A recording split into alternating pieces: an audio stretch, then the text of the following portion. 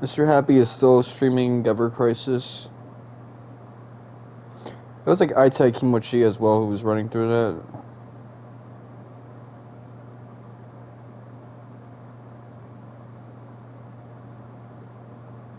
That's cool and all. I mess with that heavy.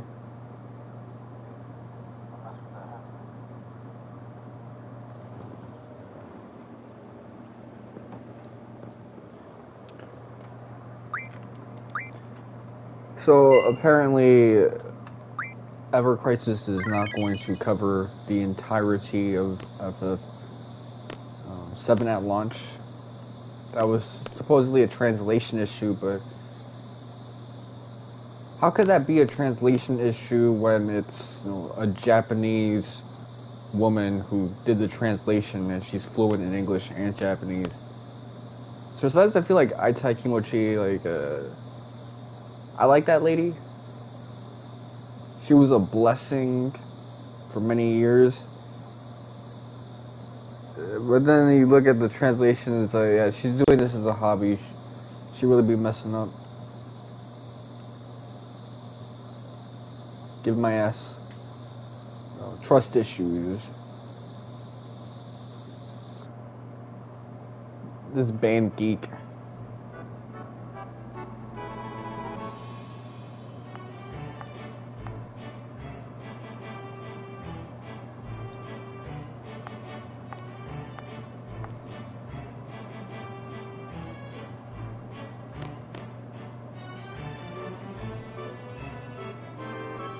Did I really just forget to save that one time? Deadass, I think I did. Well, I didn't really miss out on much.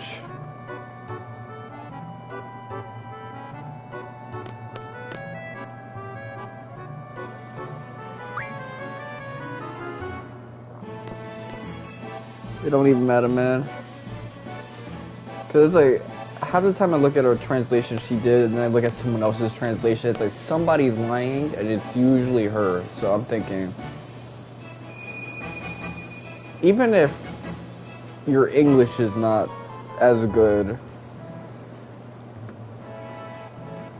if you're looking at Japanese text and you see that something is wrong on the English and you could tell from a mile away. Like I remember once I did this translation thing for like this high IQ classmate I had, and he just kept getting himself confused because I'll tell him, look, blue body, you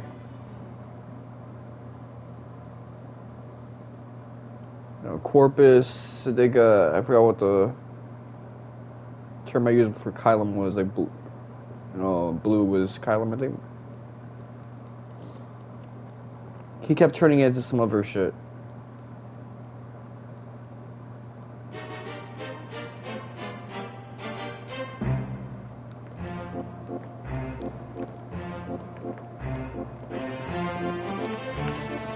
I think it was something else that I was trying to like translate, but either way it got like way too complicated. I knew something was off, but you do a whole translation and you post it and it's like, you should be able to tell when your translation is way the fuck off.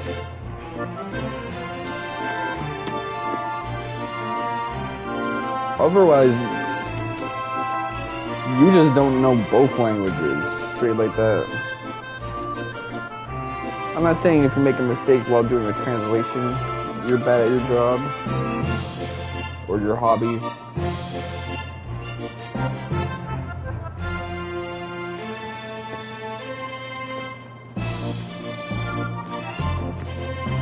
But if that shit looks right, like if I had to do an on-the-spot translation for a teleprompter or whatever, I'm speaking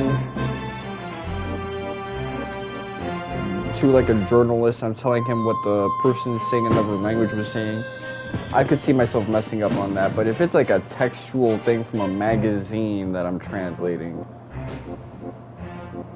and I confidently tell you the wrong thing often, and I'm able to have conversations with English speakers, conversations with Japanese speakers, something's wrong, something wrong.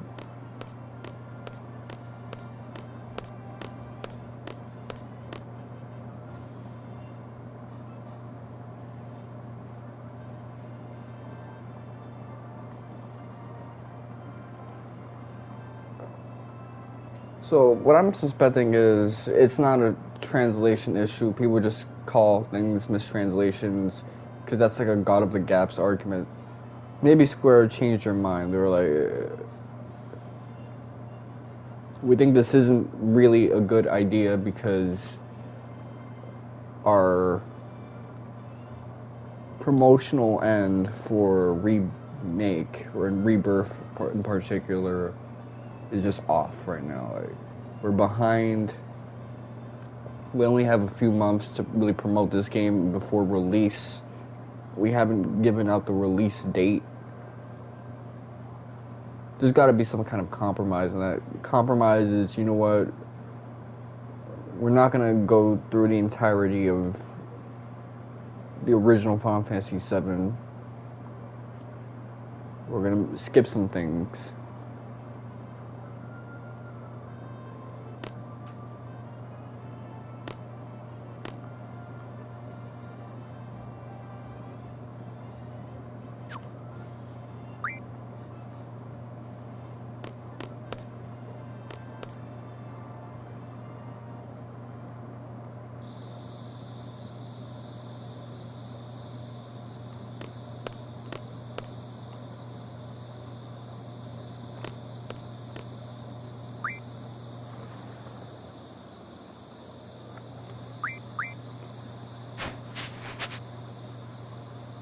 Should I put on that fit? I wonder, so that's just like OG outfit, or is that his war outfit he's got laying out? Because you can tell the discrepancy. They redesigned the fuck out of him.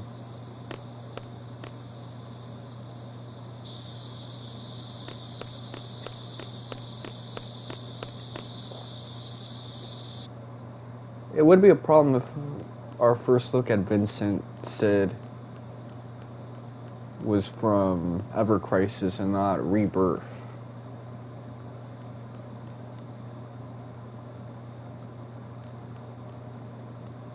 Parking lot. Yeah, maybe I shouldn't waste my time going into the place when I can just like examine like that.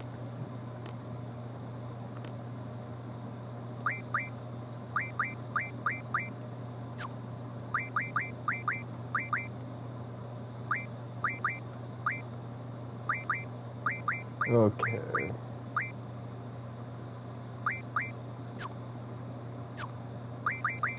Ability, draw, magic, item,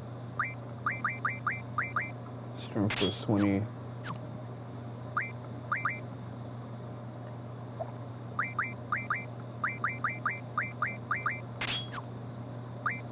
Okay, so that's like a 3-point jump. I don't know if that'll make like a visual difference, but I really don't care.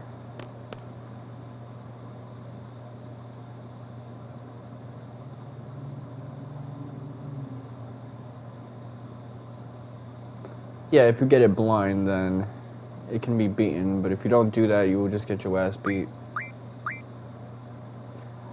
I don't want to fight T-Rex because he gives out EXP.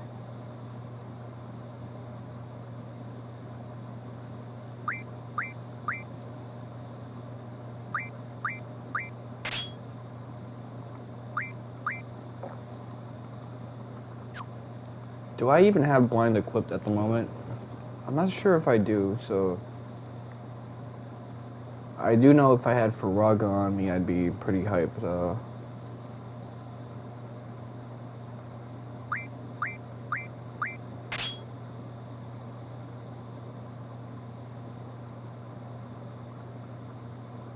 So you get 1 status attack and 2 status defenses. That's pretty interesting.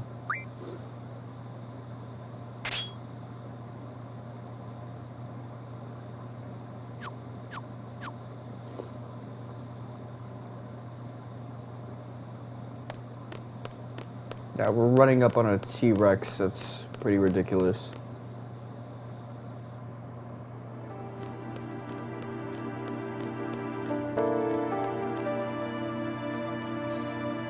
I remember my pops got walled by that T-Rex fight.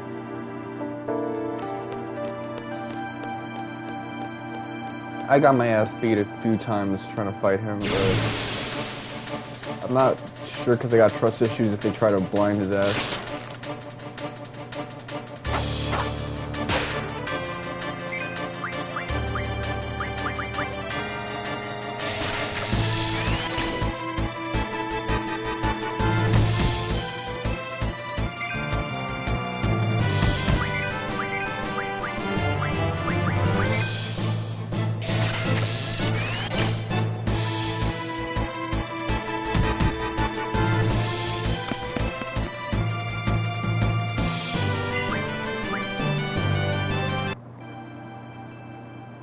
Okay.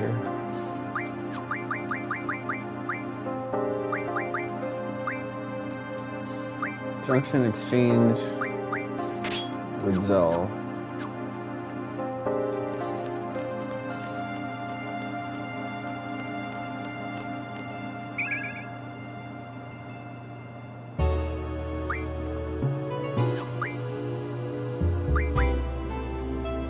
Junction, Squall.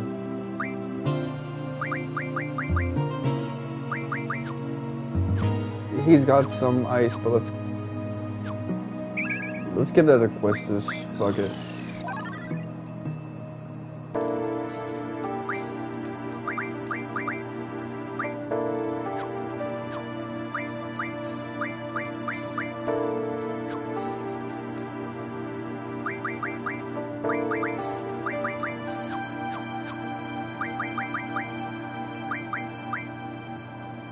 Okay, Siren, let's see what she's set to.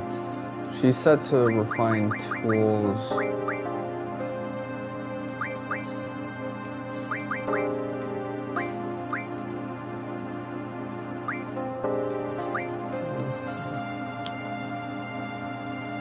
Okay, so the second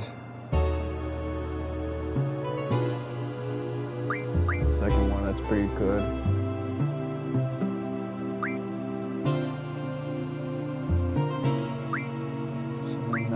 So I can raise the base magic on my guy, but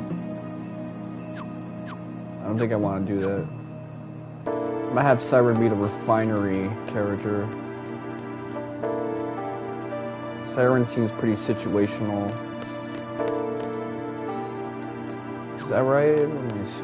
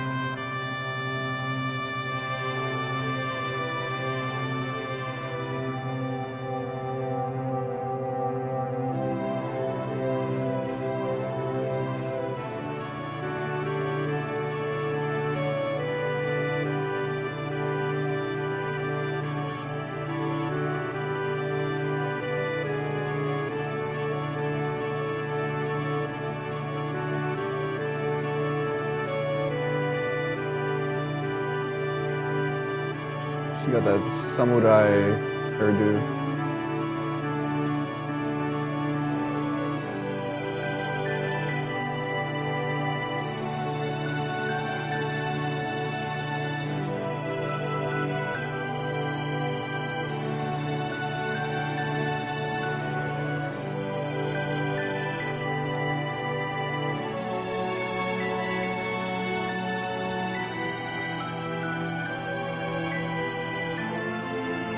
See, a lot of people call Squall an asshole for how he's behaving, kind of just being standoffish, but it can be annoying when someone's trying to like force intimacy with you, so I could really see Quistis as being in the wrong here. Although Squall's character arc is that he has to let other people in at some point, but I don't think forcing people to do that is necessarily the right thing.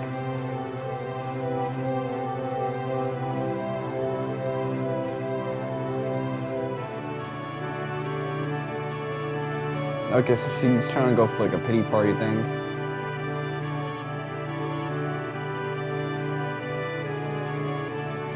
So she passed her seed exam at 15, which is 2 years prior. I assume she's the same age as Squall, 17. Oh no, she might be like a year older at like 18, that makes sense.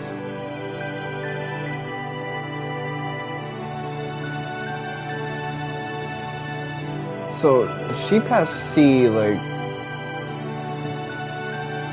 3 years ago.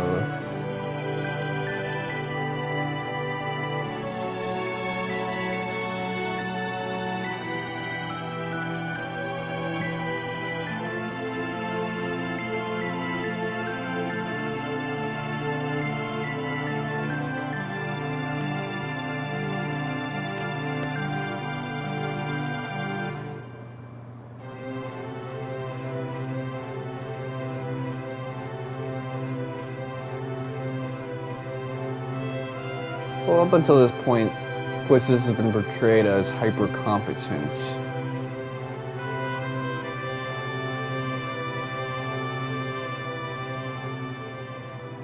So they got rid of her teaching license.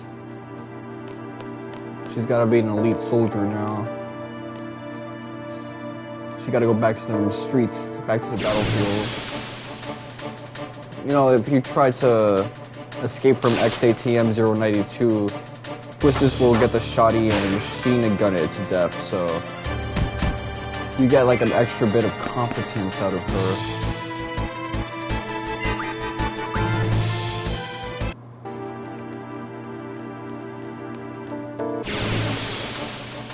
The encounter rate here is way too fucking high, man.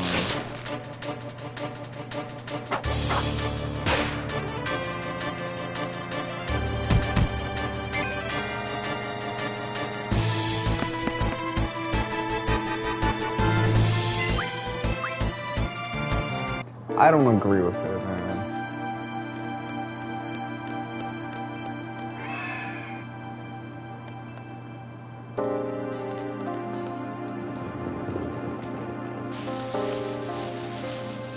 This lady.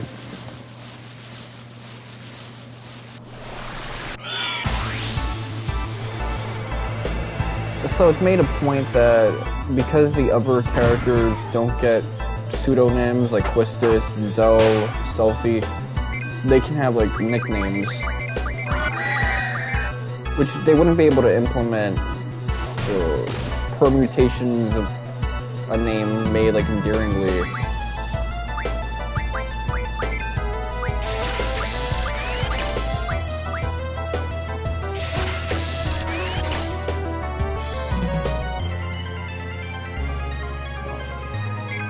If, you know, you could make the name yourself.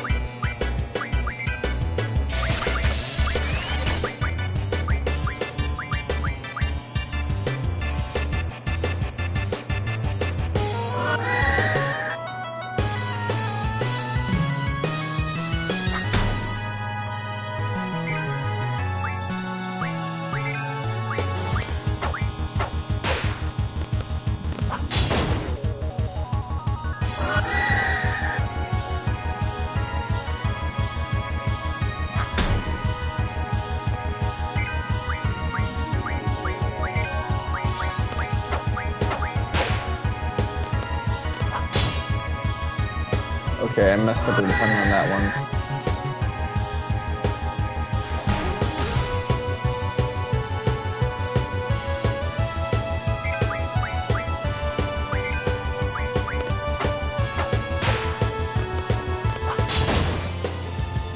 Oh, I did really well with that one. Alright, let me see. What would I want to do?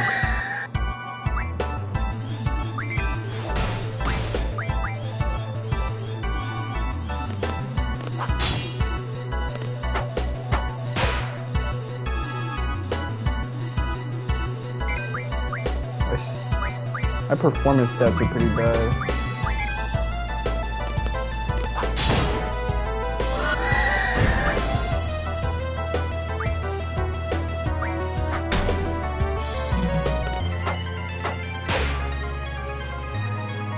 Yeah, you're probably not gonna see me use a lot of offensive spells outside of like maybe Selfie.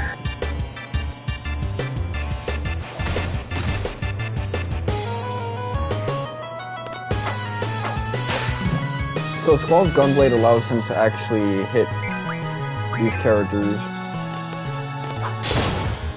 He has like 100% accuracy.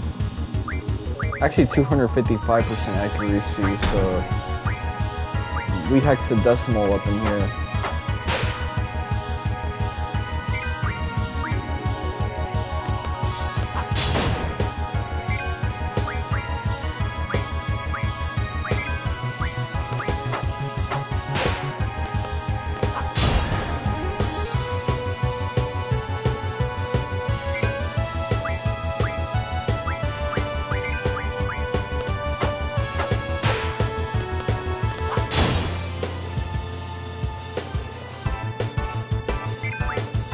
Might as well take advantage and have them delegate to other characters.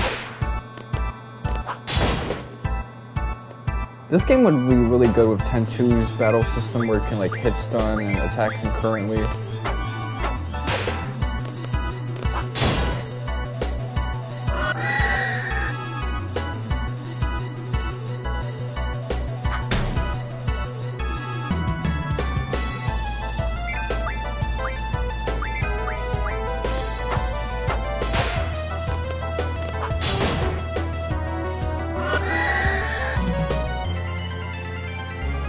Drop it on Squall so I can do Renzo Kukin.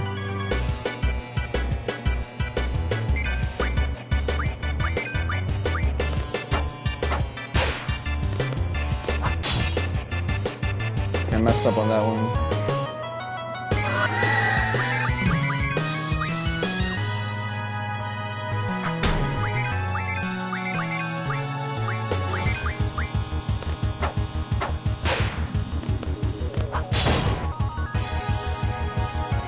I like timing it correctly, man. It feels satisfying.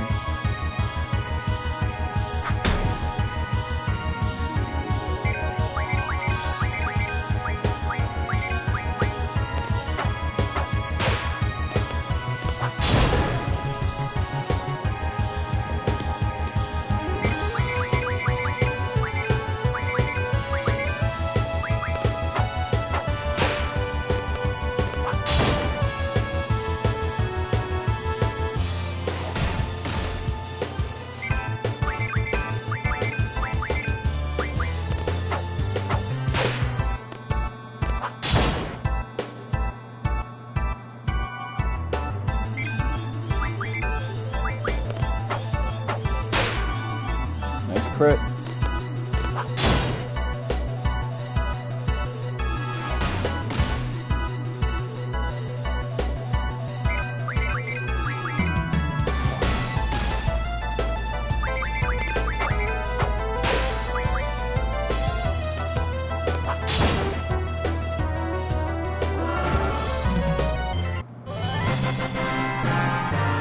If we focus one character, we might have actually been in a situation where I can do limits. Not that it's that big of a deal, because I actually like the AP that we got. I think these guys are called the White Seeds.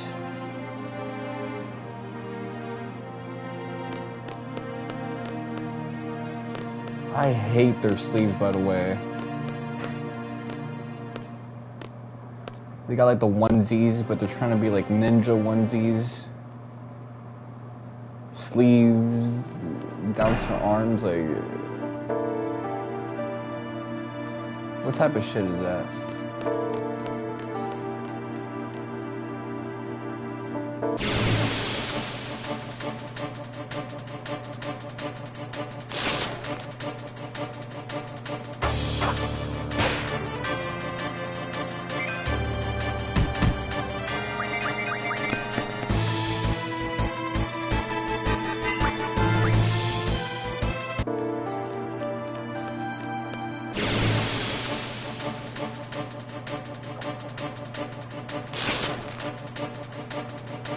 Yeah, the encounter rate here is a bit too high. I don't like it.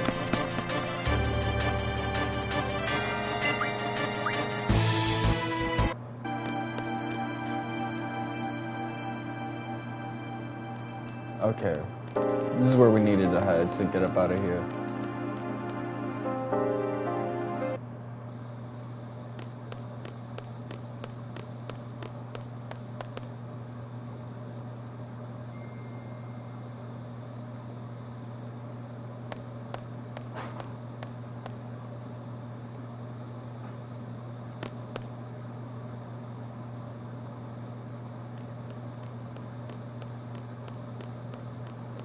See, they're trying to set up a lesson for Squall to learn, but this is probably like the worst way to start it out because in some ways he's in the right here.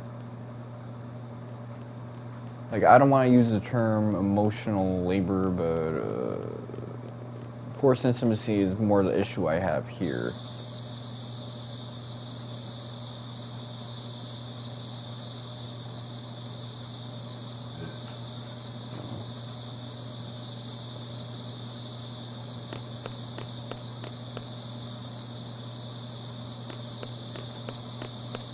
Okay, is that gonna mean a damn thing? Okay, this one's much roomier.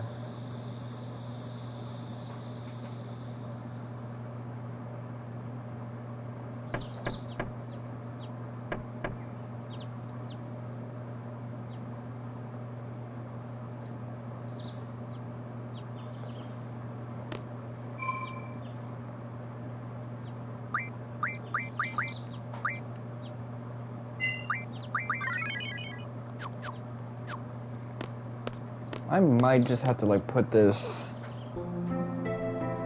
decidedly at the number 2 spot now. Like, a lot of the issues I have with 10, I also have here. It's just, this is slightly better about it.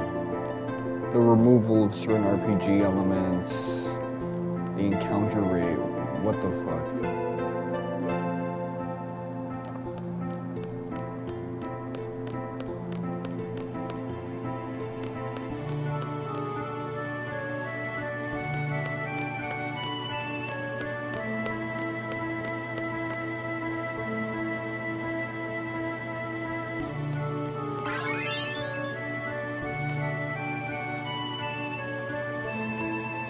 Let me go to the mess hall.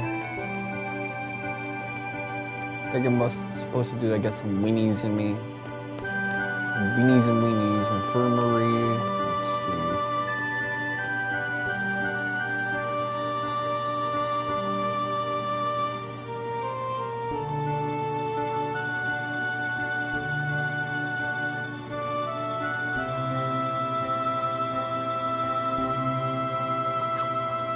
So yeah, you get like a fixed salary in this game. It's kind of weird.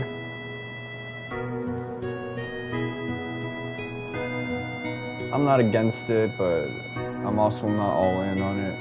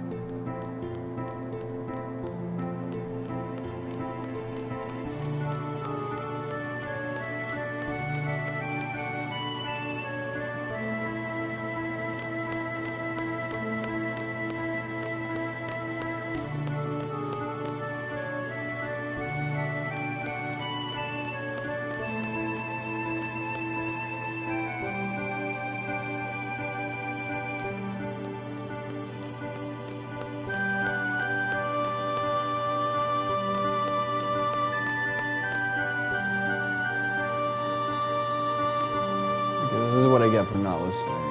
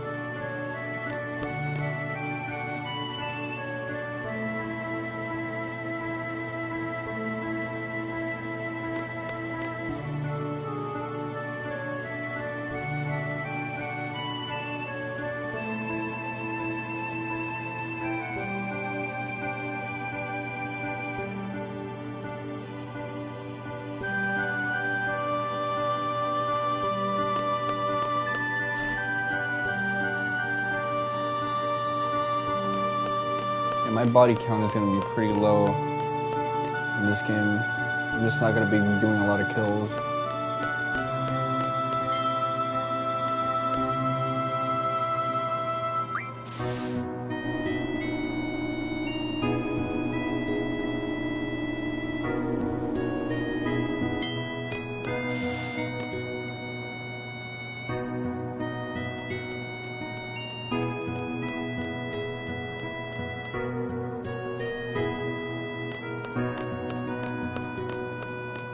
Okay, I'll talk to Shu.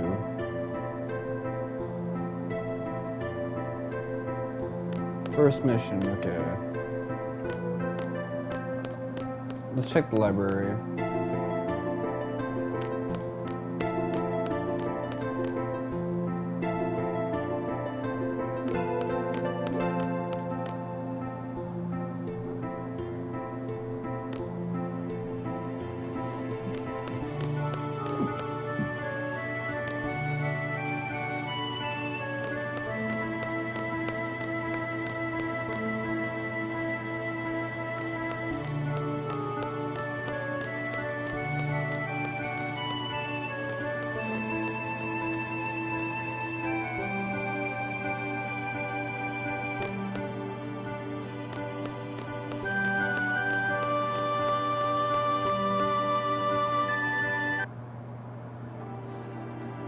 Yeah, let me not deal with T-Rexes on my own.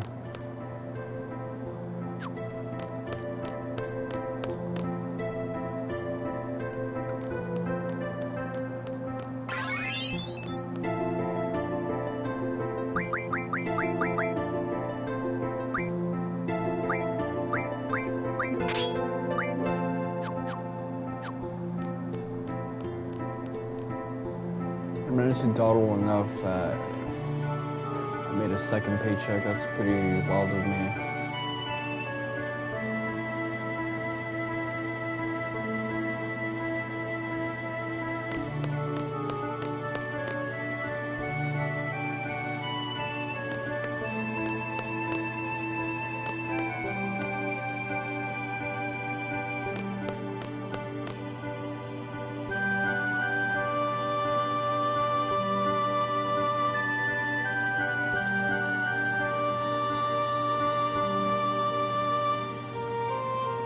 Pull up to my dorm.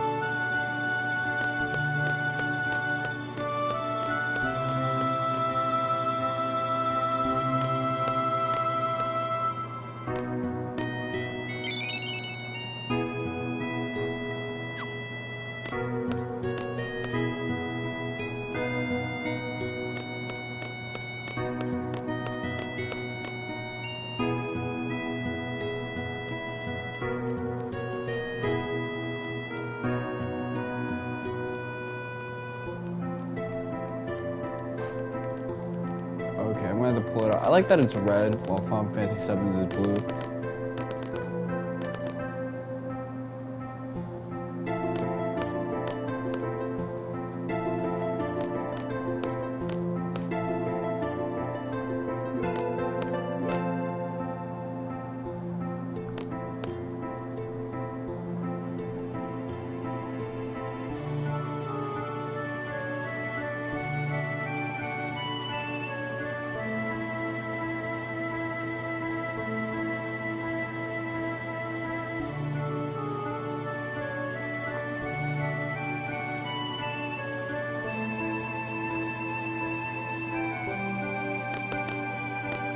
Okay, so that means Seifer has the intelligence to really do well in the paper exam.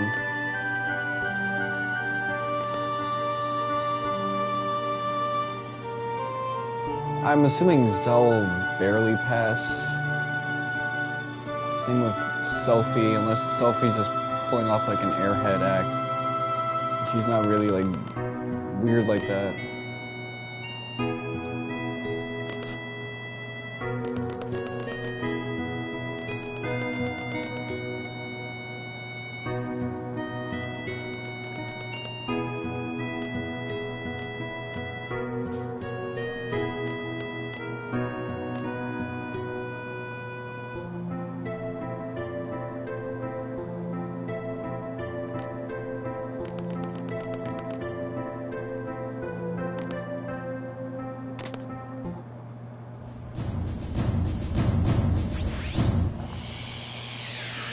I have this weird Mandela effect thing where I feel like this exchange happened indoors, not outdoors.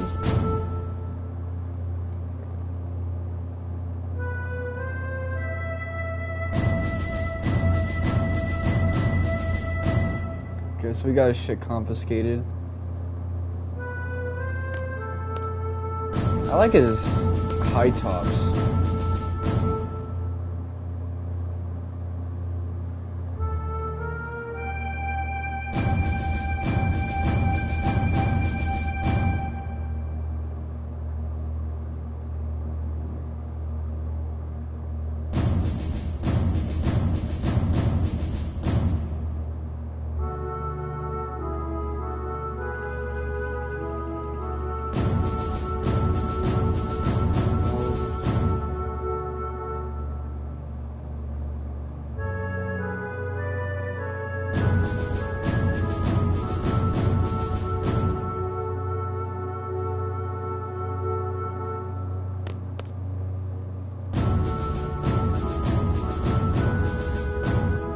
This is important. It gives you that.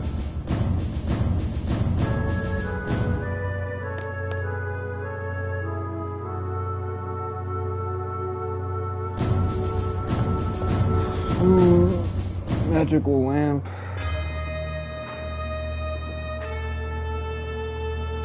That's not all. Let me see.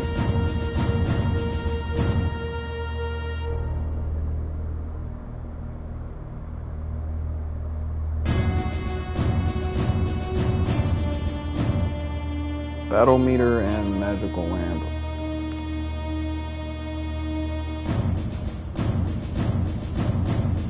Battle.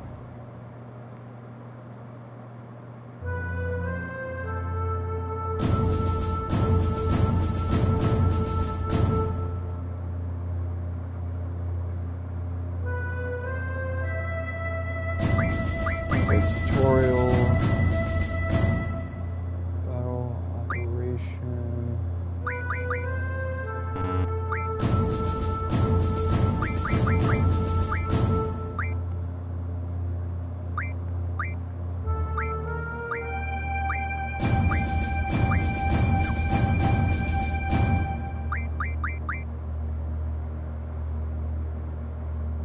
Information subsection.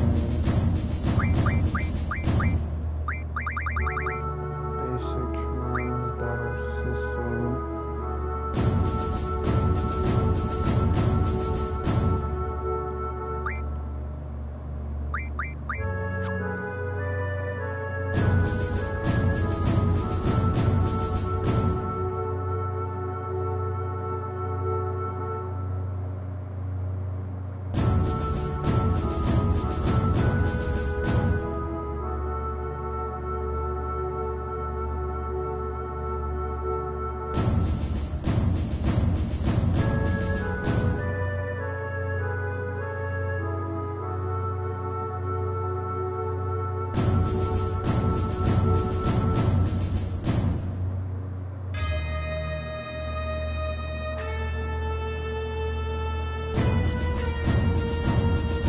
Okay, I see, I see. I already missed out on that item.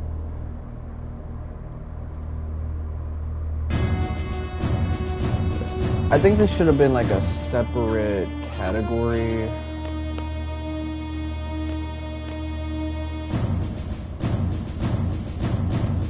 It's kind of weird that I already like missed out on anything so early in the game.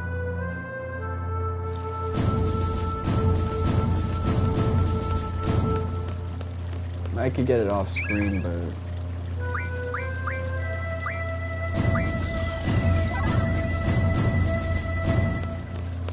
that don't even make sense.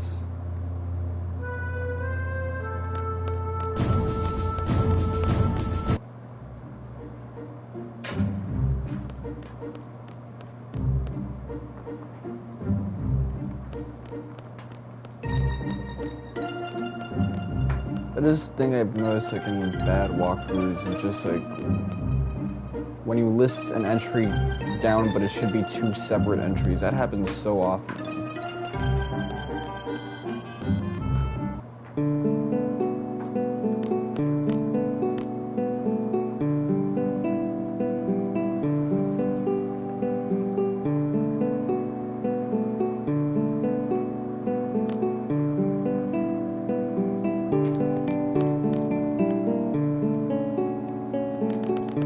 Make my trip.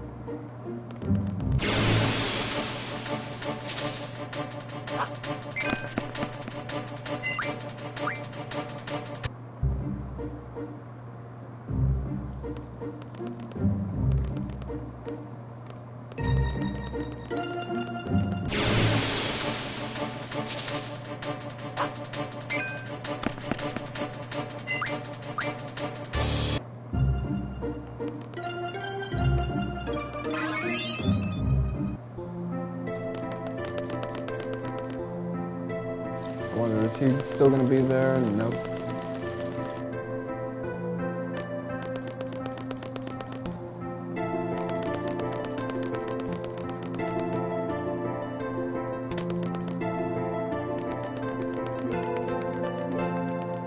Let's see if I can get it here, because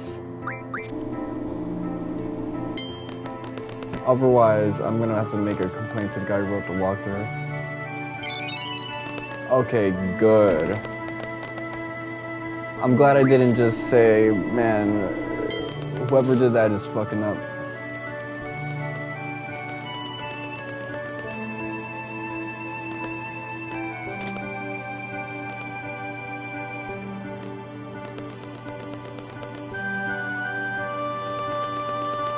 So yeah, they don't have televisions to like or cable TV.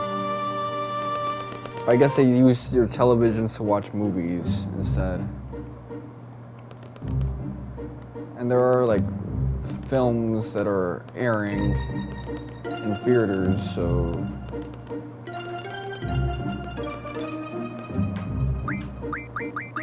you just don't have broadcast, that's all.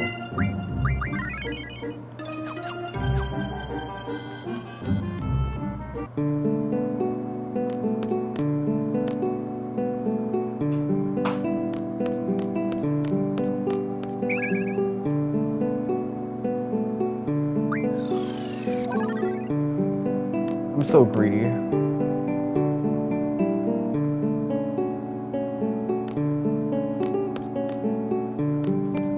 What if this guy can visit his mama now? Alright, cool.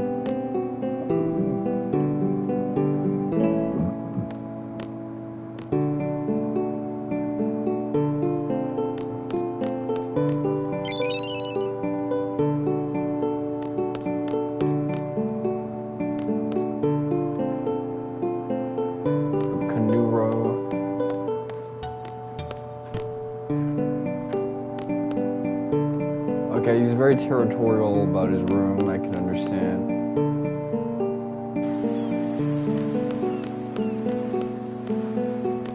I have like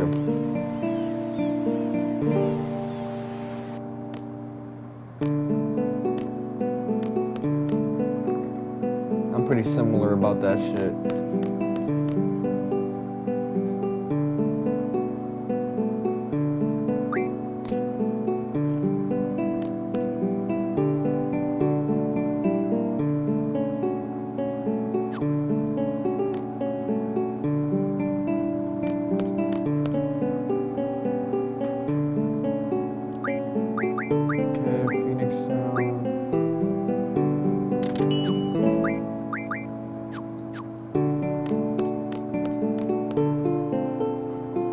I'm glad they're not being dumb about it and saying, hey, yo, another ticket, please. It's like I bought my ticket, I just stepped out to buy some provisions.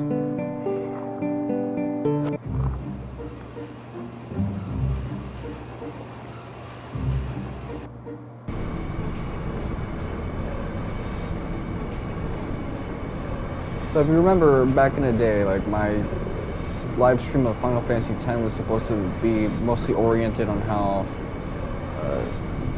Tita is a type of Zack, and Nojima clearly wanted to tell a story about Zack at some point, someone with that type of personality, the more natural extrovert.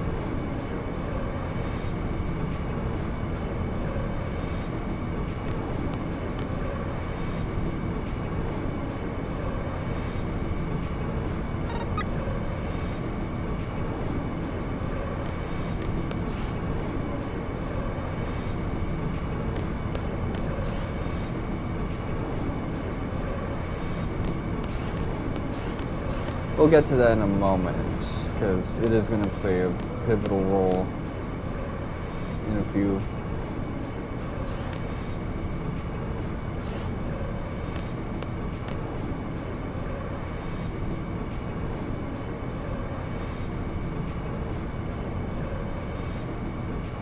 It used to be a thing back in the day, like mid-2010s, early 2010s, that preferring trains over cars is a sign that you're like, you got the tism.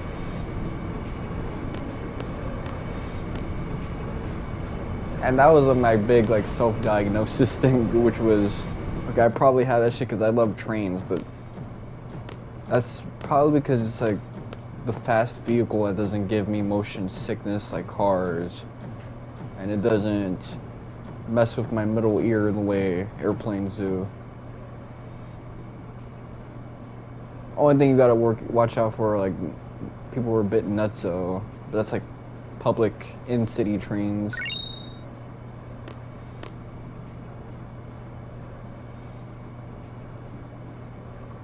I'm curious.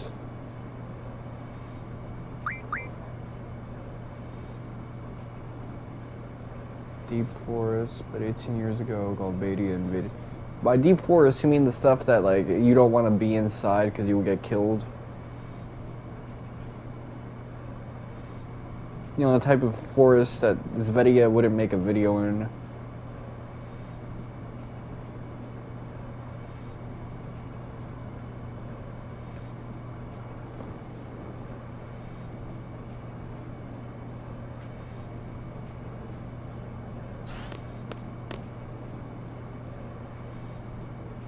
I'm curious about this. There's a sound that's gonna come up, and I wonder if my tinnitus is gonna be able to allow me to hear it in my left ear.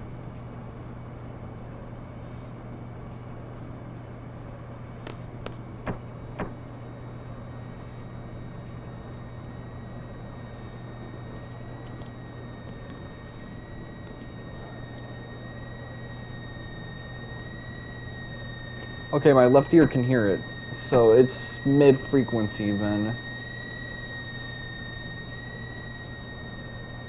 But then again, I had tinnitus when I played this game in 2019, and I probably heard it then as well.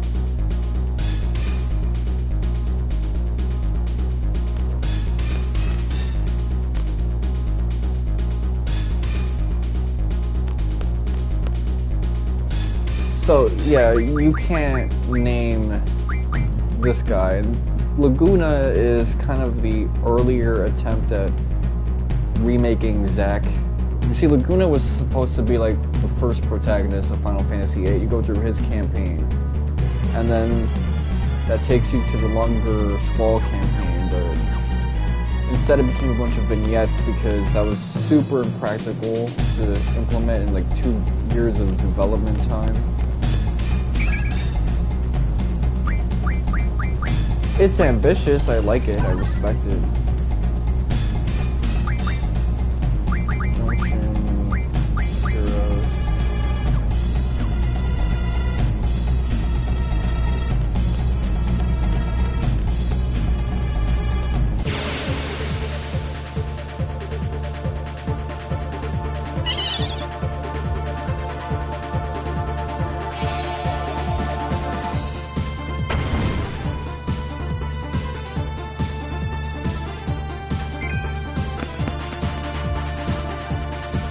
There's a couple of items in Laguna's campaign that I can farm for, and I probably would want to farm for.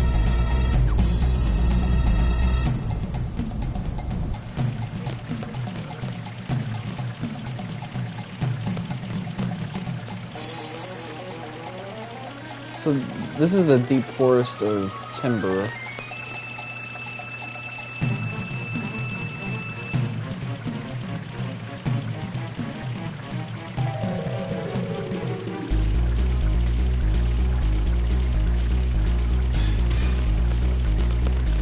Deling City.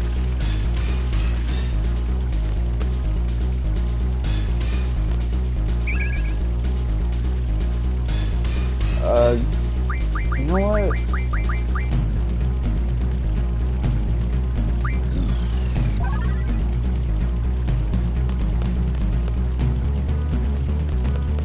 So the thing about these visions, I suspect, is that it has to do with the geography. If you're geographically in a similar area as to where the visions take place, you can have them.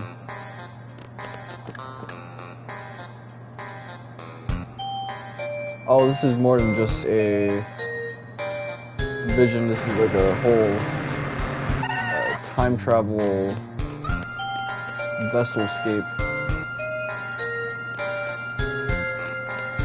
I love this track. It's so Final Fantasy VIII.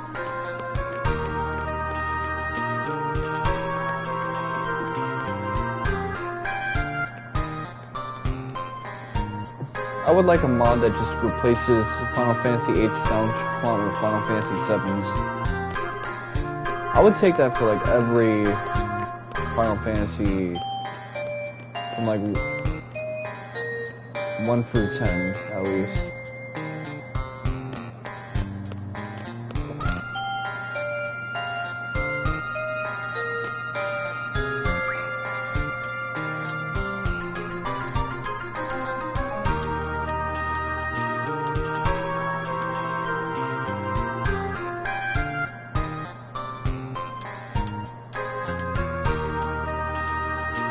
We will be messing around with that later on.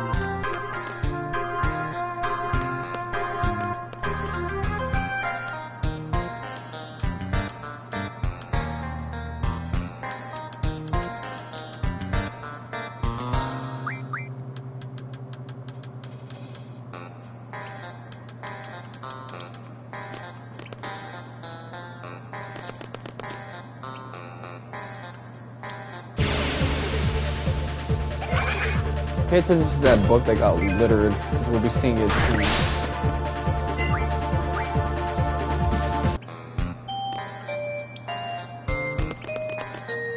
That's been like 20 years of litter. That reminds me of like when my pops had this like cup noodle thing that he left litter in 2009, and then I went to his house again in 2012 and he still had it. I had to throw it out for him.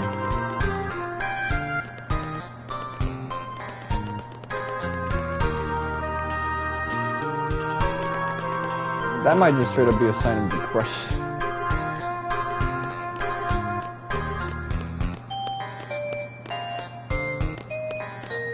He does seem to be a lot tidier now, although that's probably because he has roommates and more of a support system, whereas when he had real estate and was like living in the basement of the house that he owned, he didn't really like socially interact with other people as much. Like, he lived alone.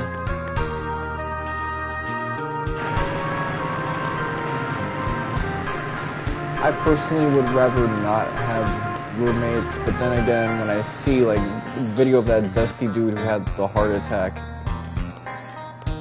and he only got saved because his roommate came to work early.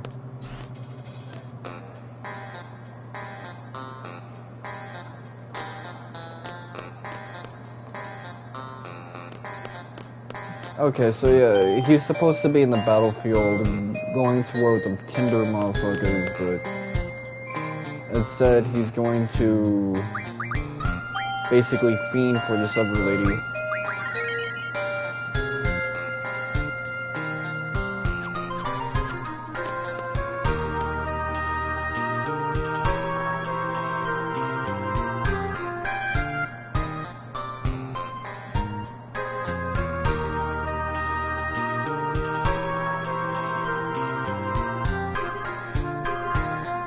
But yeah, again, there's kind of a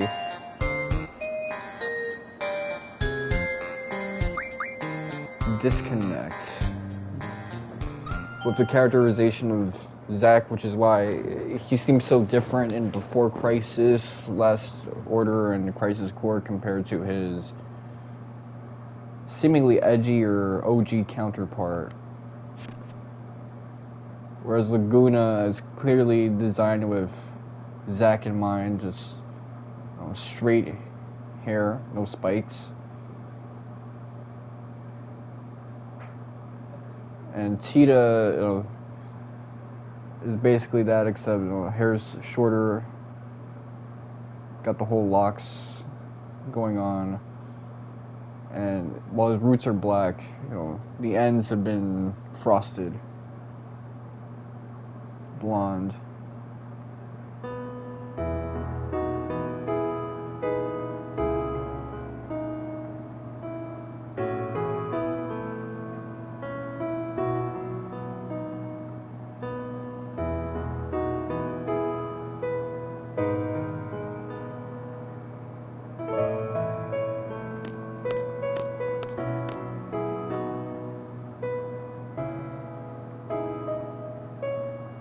He's getting a Charlie horse. Necroscope used to say, man, I don't believe him. He's getting a Woody, that idiot.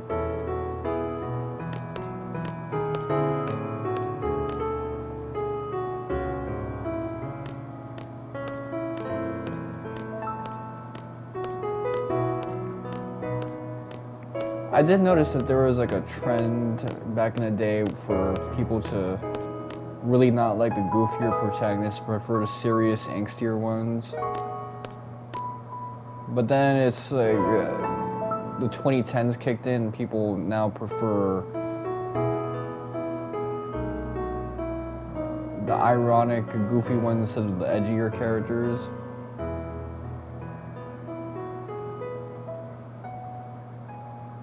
I personally think people are starting to warm up to these type of characters now, as they see the sincerity in these edgier characters.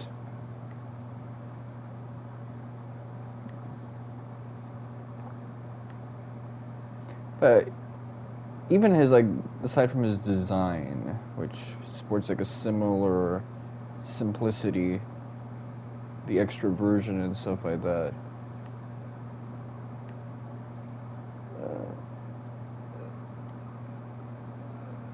just kind of his connection to the main character is pretty similar,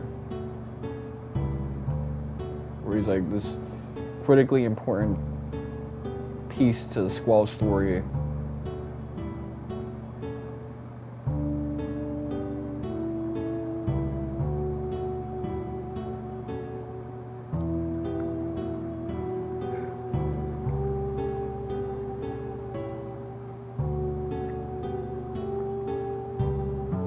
This happened to me once, but it wasn't a girl, it was like two dudes that were in like this rock band. I was so like engaged with what they were doing, because I was also like a guitar player myself. And they decided to sit next to me afterwards and say what's up, and we're friends on IG to this day.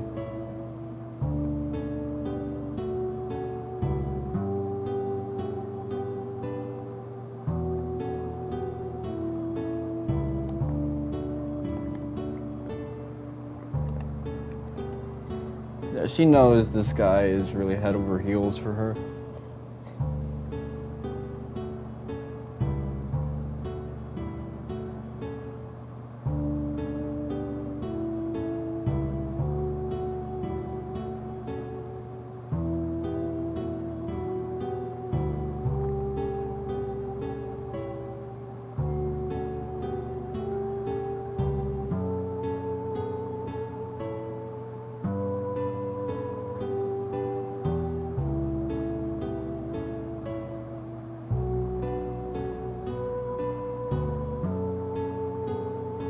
So many of these sections remind me of like Parasite Eve, just because that's when the models started to get more realistic.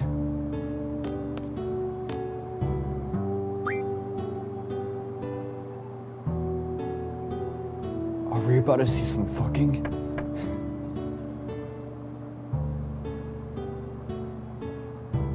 Imagine if Laguna really smashed this lady, and Squall, who's kind of like psychically connected to him, is just like feeling this dude giving the deep strokes. That would be really disturbing.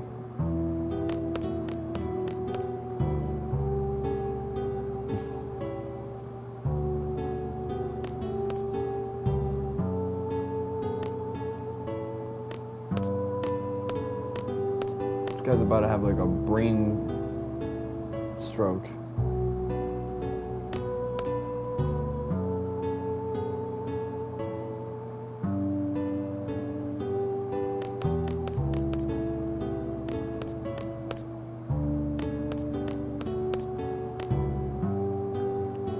This seems like something someone would write on like LiveJournal, where like a femdom lady sees that you're kind of creeping up on her and she decides to take advantage of the poor beta boy.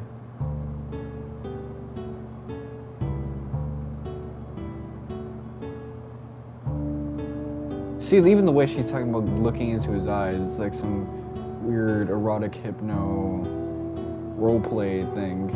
F4M. The type of thing you'd hear on Soundgasm.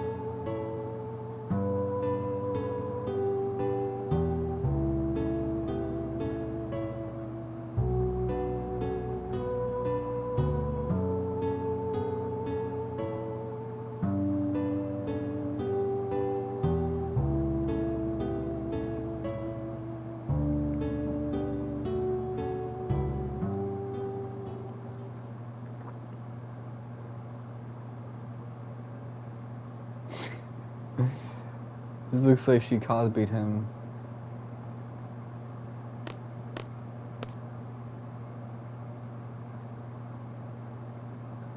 That's why she said that, because she didn't want him to think that he got roofied.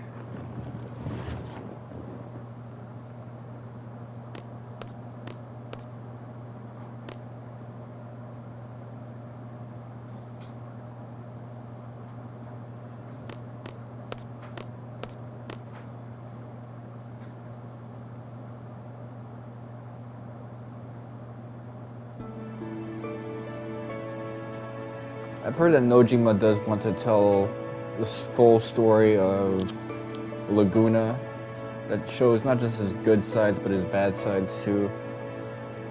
Which I think Crisis Core should have been, since it did kind of make Zack seem like a Gary Stu.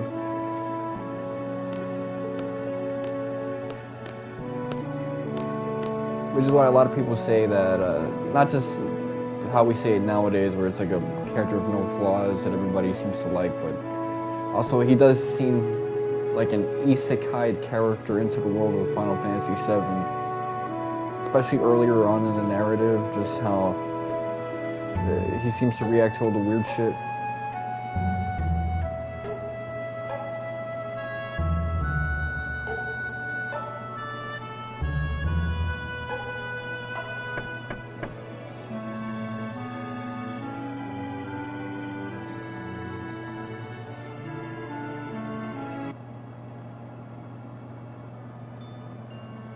This is how Drake must react when he's around Rihanna. But he'll swear that he was the dominant one.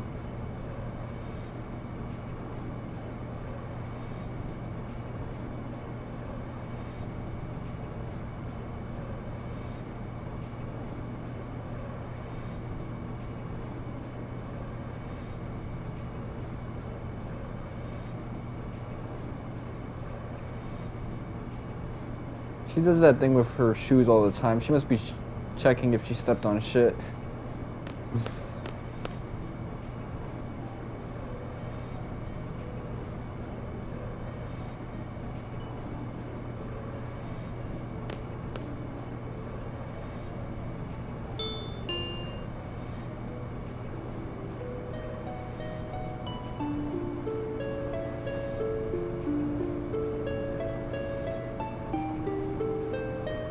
They all had the same dream.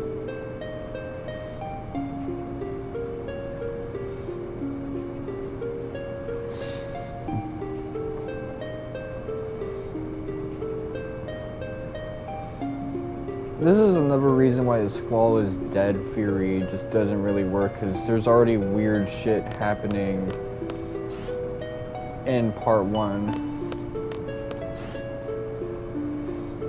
or disc 1. Plus the discs aren't divided for narrative reasons, they're divided because of FMV space. On top of that, like, it's all a dream thing is kind of bad writing unless you kind of like build up a story around that off the jumper, like Jacob's Ladder, which was something that did that kind of it's all a dream thing correctly.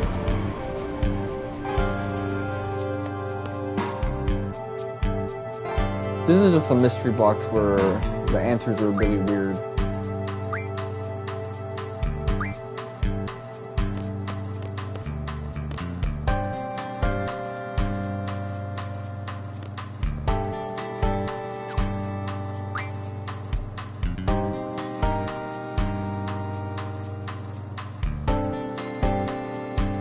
Okay, this is what sets up that girl next door side quest.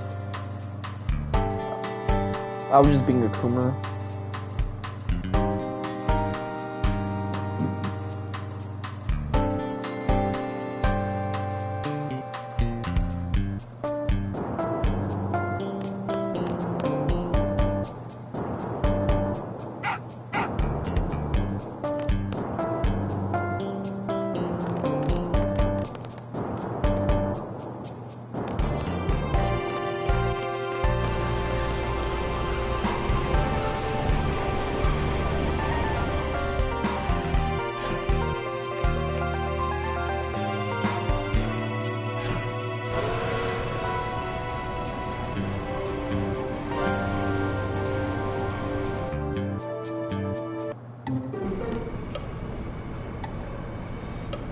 I like this dude's shoes.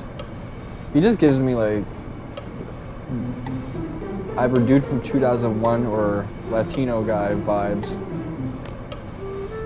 with that, you know, Mexican guy hairstyle. This guy's so touch-starved. He's like, you know what? If I'm not gonna get a handshake from you, I'll get a handshake from fucking Dora the Explorer over here.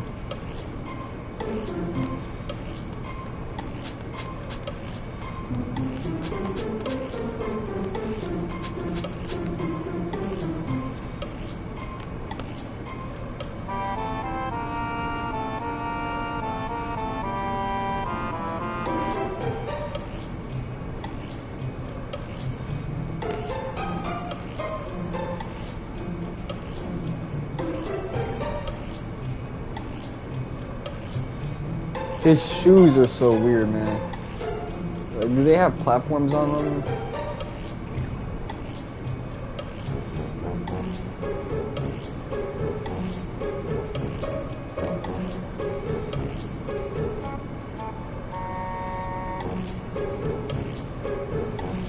Be about your BS.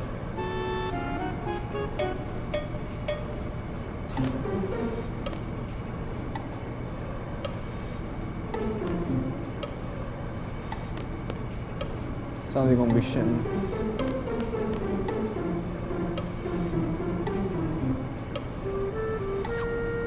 So we don't got them in our party. I was gonna try to fight the devil thing, but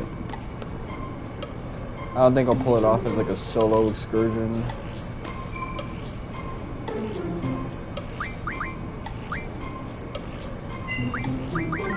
I noticed my first full playthrough I actually had Quistis in my main.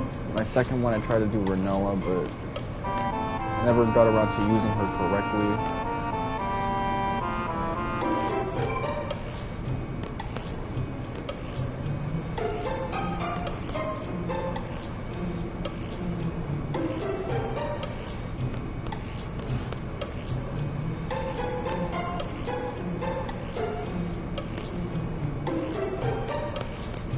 guy sounds like he's gonna shit himself.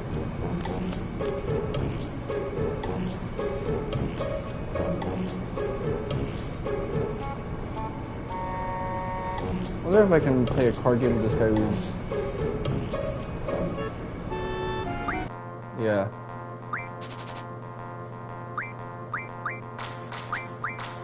I've only won like a single game.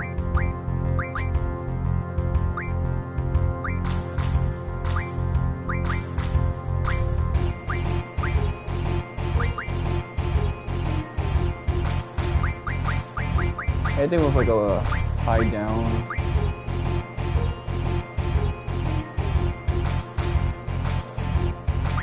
Might have to go for like a high left. I feel robbed knowing that Play Online used to have this.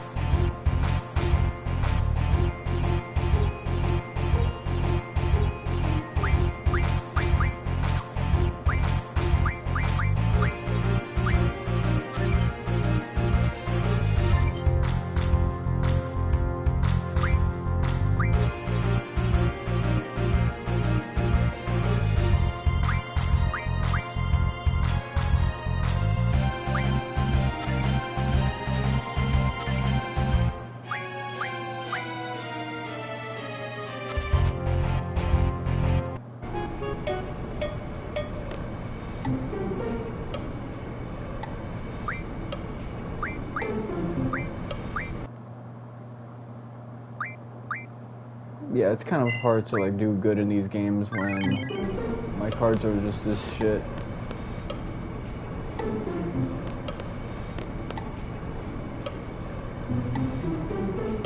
But I am surprised that you can't like rename Laguna, because that would really validate his status as a would-be main character. Let me just...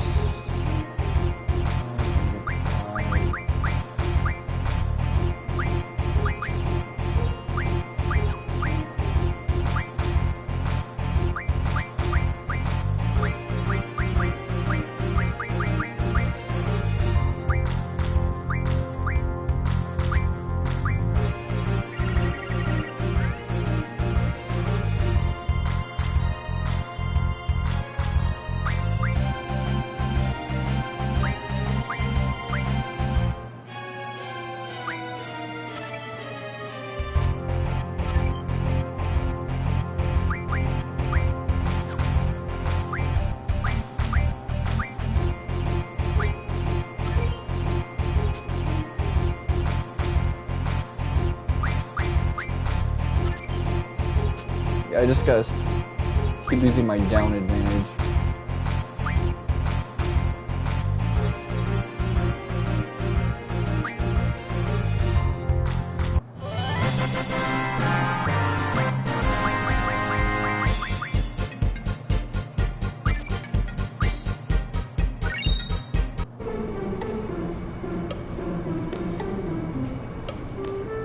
I could just keep challenging this guy until I have his whole shit bang bang.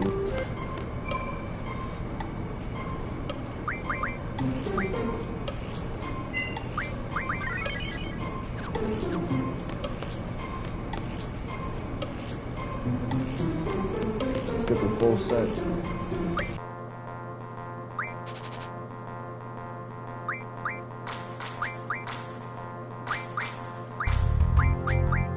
I'm gonna use your own shit against you.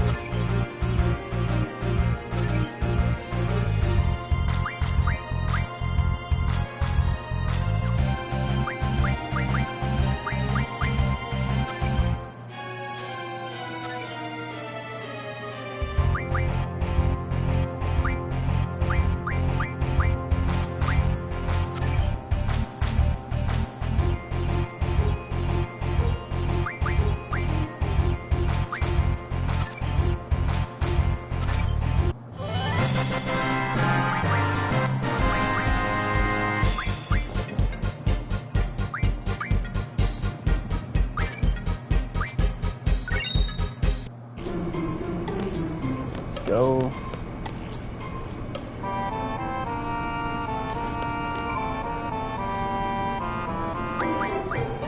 I feel like I'm robbing this motherfucker.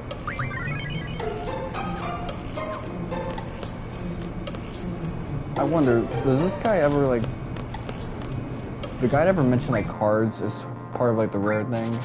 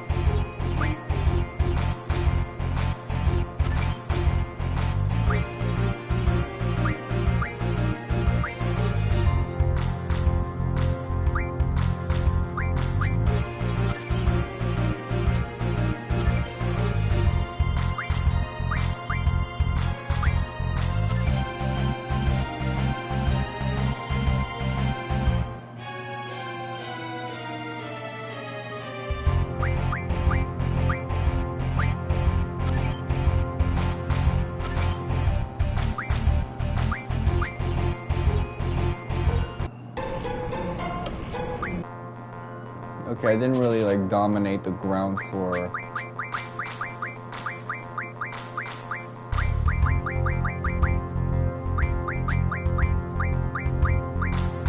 I need something to start like getting low with it.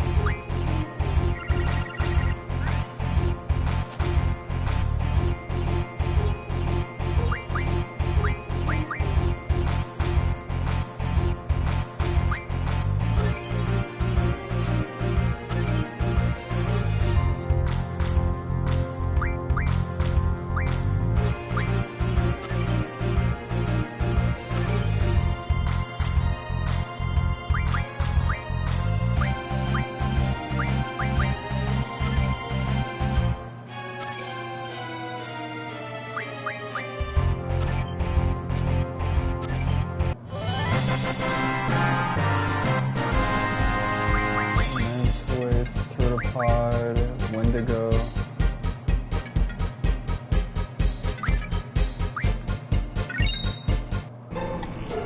Alright, good.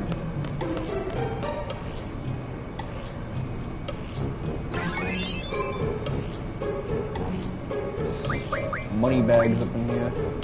I say that, but I actually don't have that much. Spent it all on Phoenix Sounds because I ran out with that last unnecessary ass boss fight. The one that actually made the stream less conventionally interesting.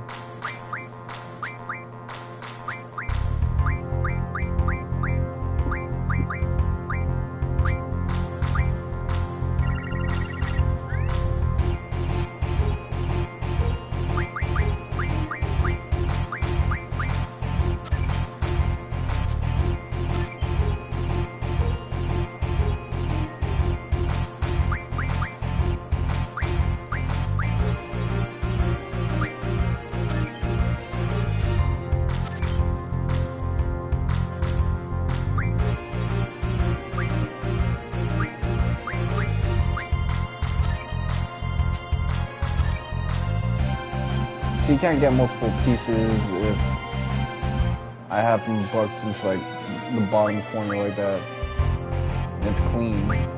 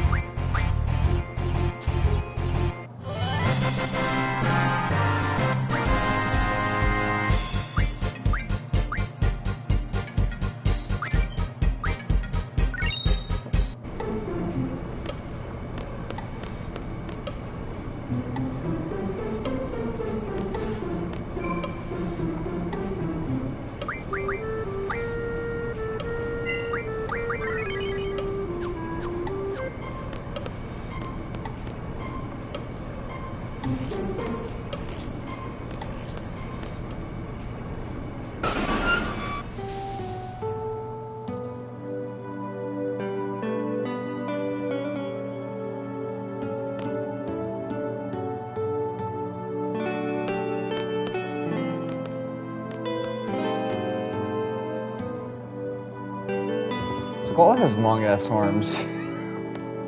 He was able to get her from there, just standing still, no front step, no back step.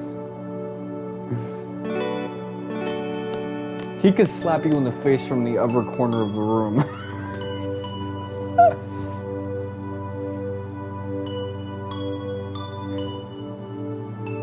His wingspan must be like that of a center, even though he's probably like a point guard.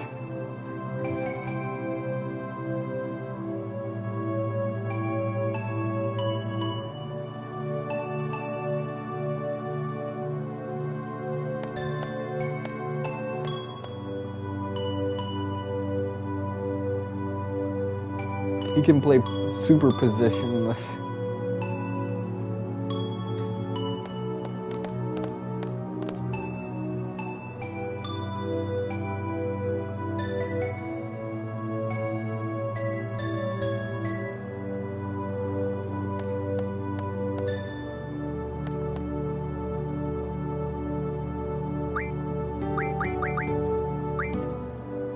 So yeah, I spoiled myself on it, but you can actually name Renoa, but that's it. Apparently they didn't want you to do it for the other characters, because what if you name Selfie your girlfriend's name, or Twistis your girlfriend's name, but the OTP is Renoa, then that's gonna be really fucked up. That's what Kitase said. We kind of just built everything around that. But we can name the dog, although the card already comes with the dog, and that card has the name, so I guess they must just like rechange it afterwards.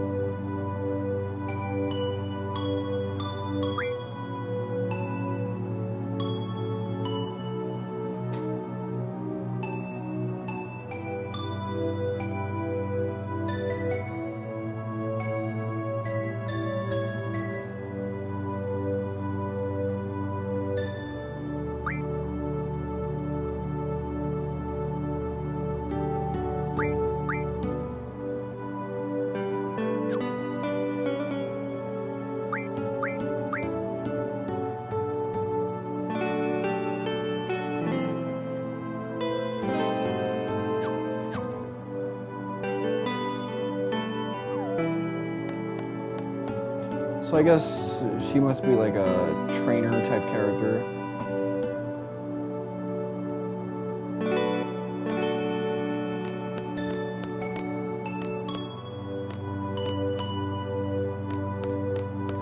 It's kind of an interesting choice for like a default job for your OTP.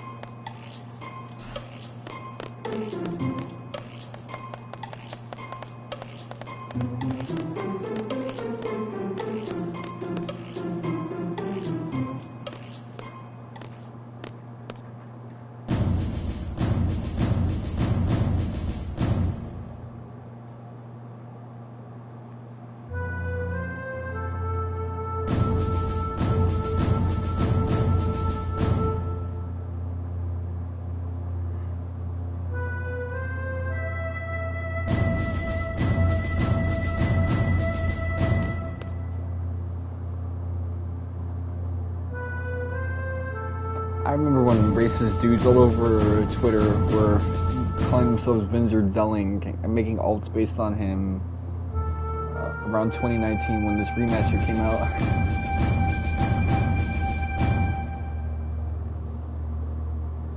Or dissident members.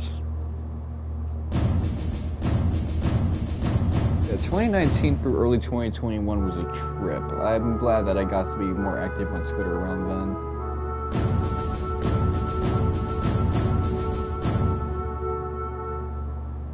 That was one of those you had to be there moments.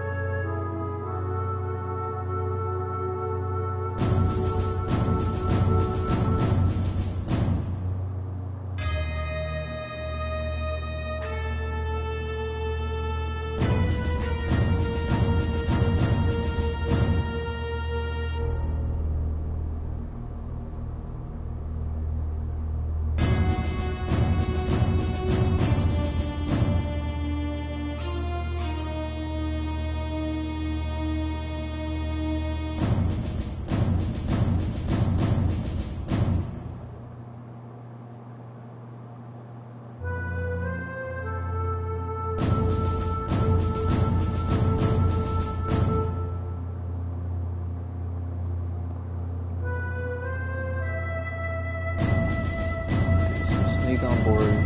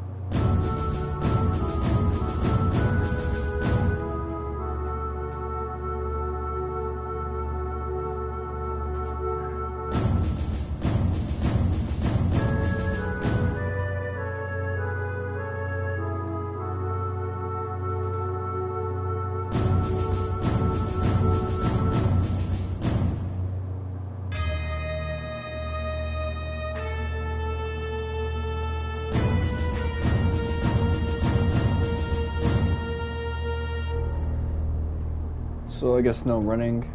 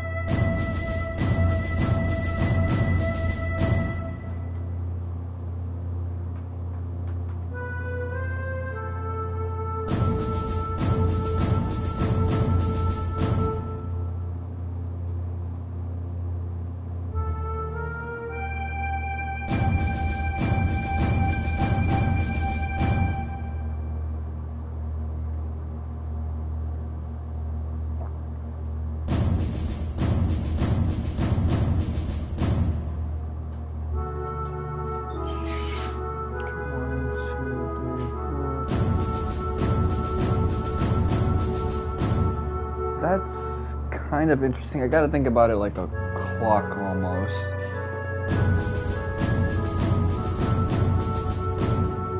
So 3, 1, 2, 4. Okay.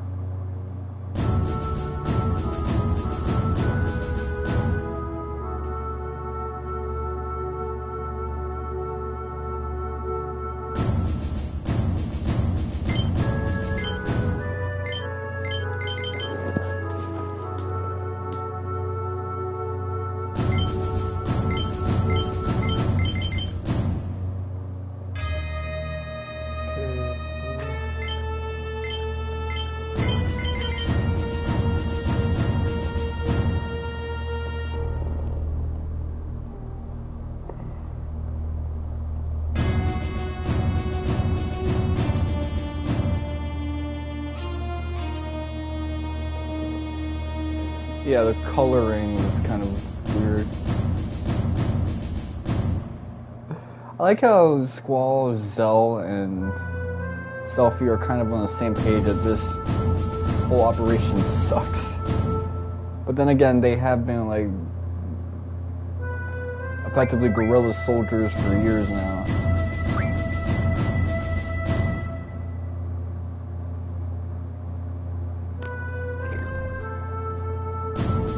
This guy's still shitting himself.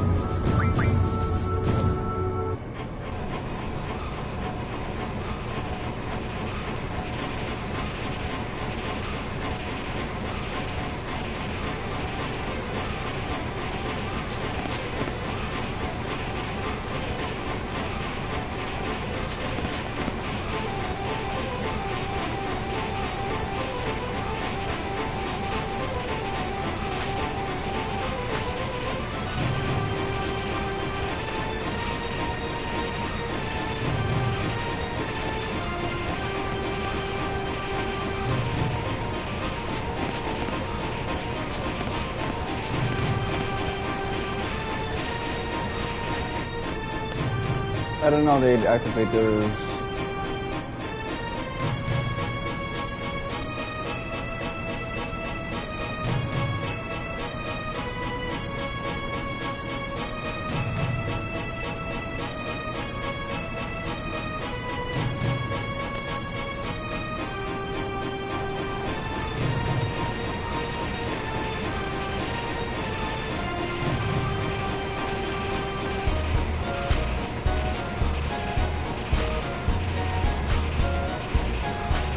Because everyone just wants to test.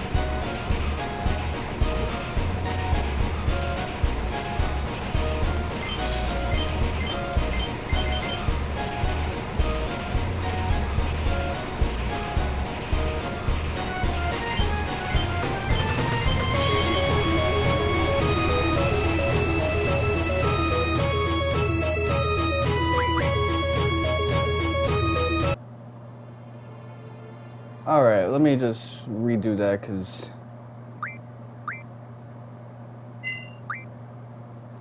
that was a little... The perfectionist in me is like not feeling that.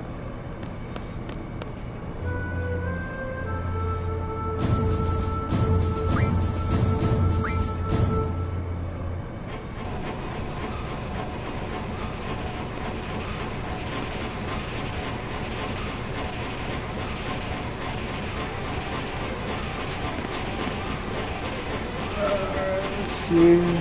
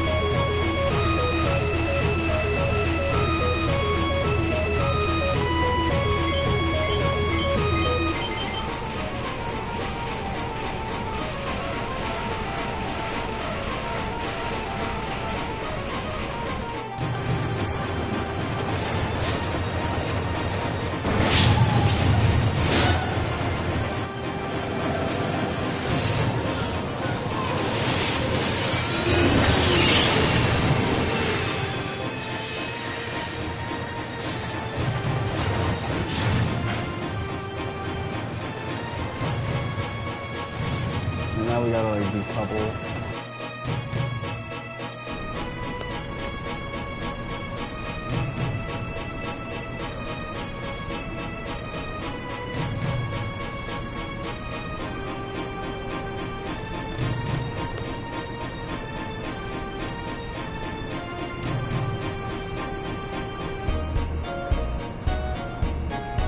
You know, Vinzer Deling does seem unreasonable at first here, but it actually makes sense why he's acting this way in retrospect.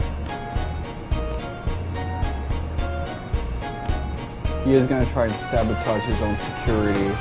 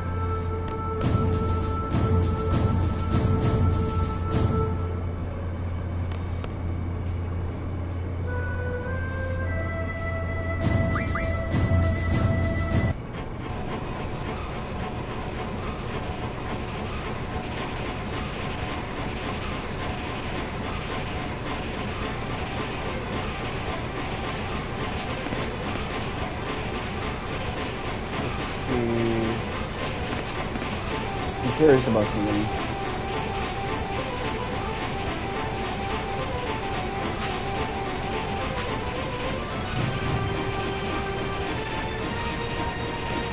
Okay, so you're trying to be aligned with that. It had nothing to do with anything.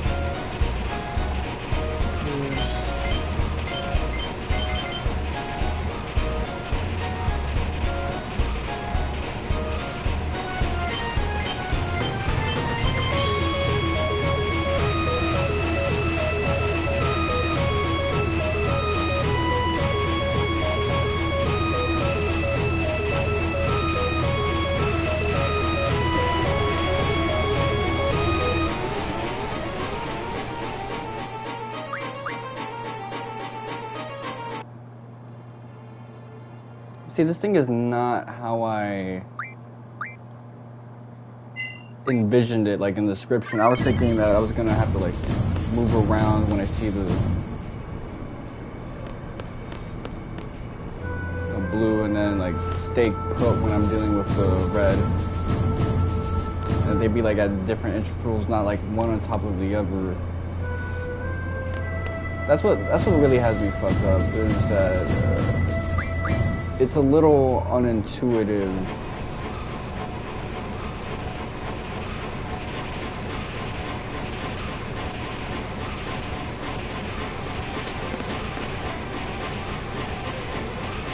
There's like a lot of noise.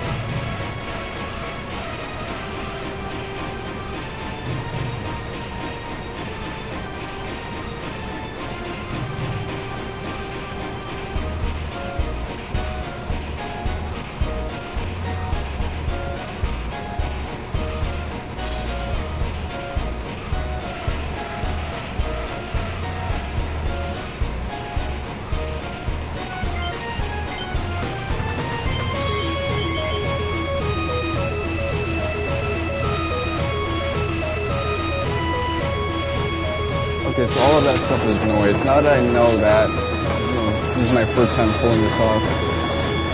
I'll just keep that in mind the rest of the way.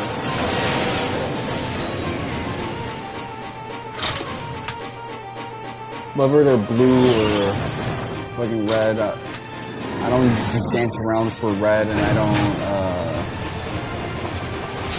well, I obviously don't just freeze for blue. I gotta just be above on their line of sight.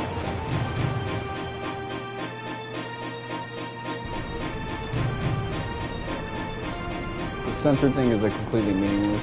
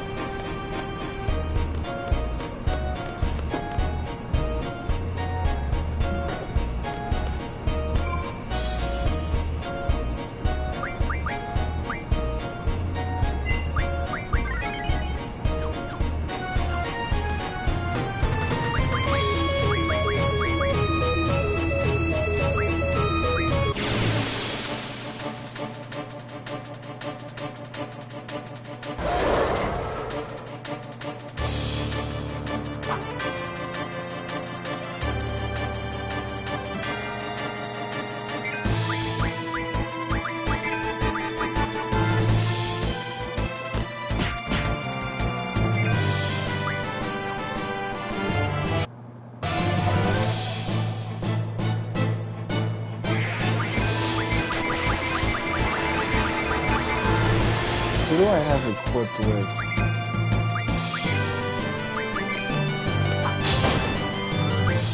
Standard fare junctioning.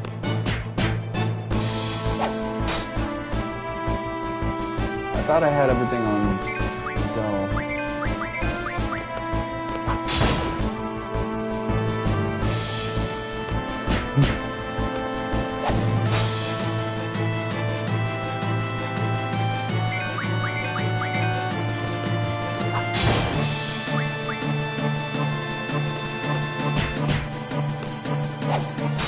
So if this guy blinds Squall, doesn't mean shit because Squall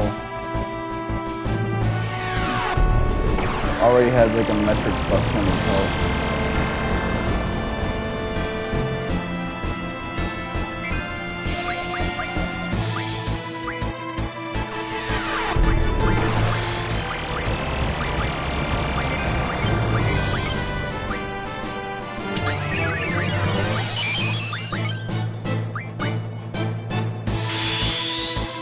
I'm gonna have them be my hitters. Although realistically, I'm gonna have to figure out what went wrong.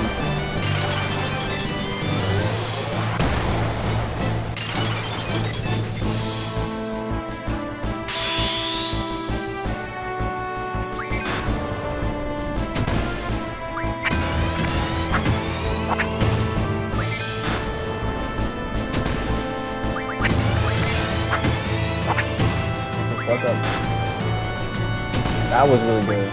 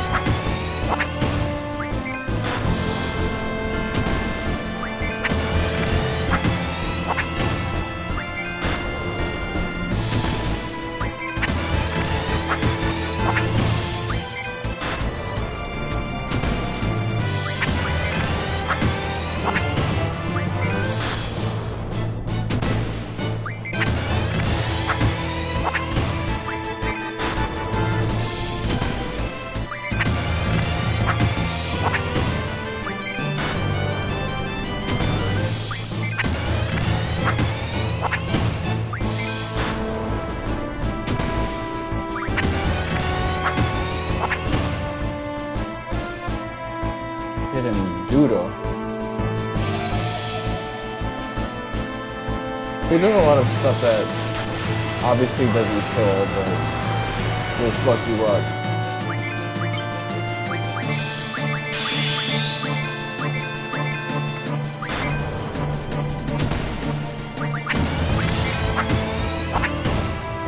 good rolls off this guy.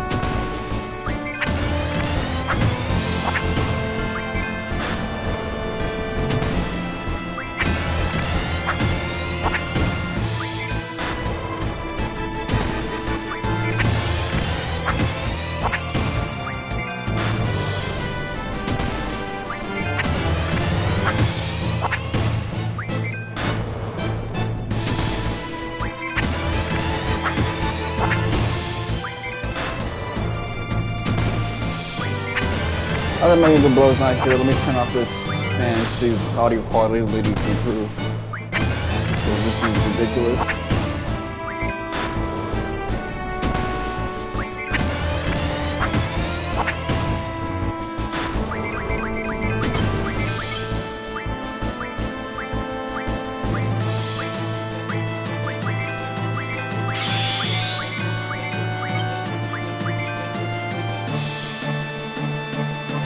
Okay, air conditioner.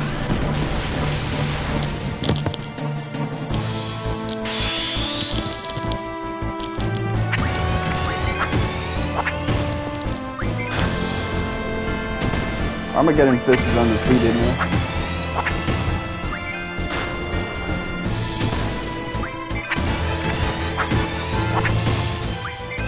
I'm just tearing through his health bar.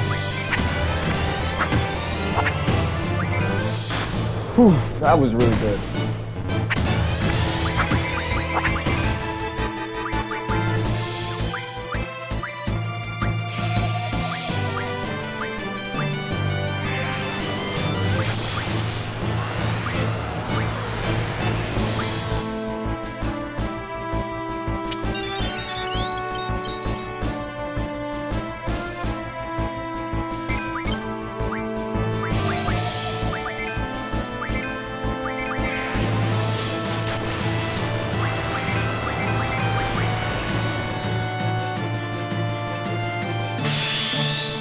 Let's see how much this does.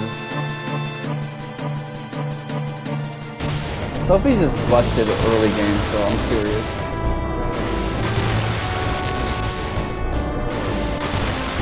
Okay, level 3 magic at this point with your base stats is not that good.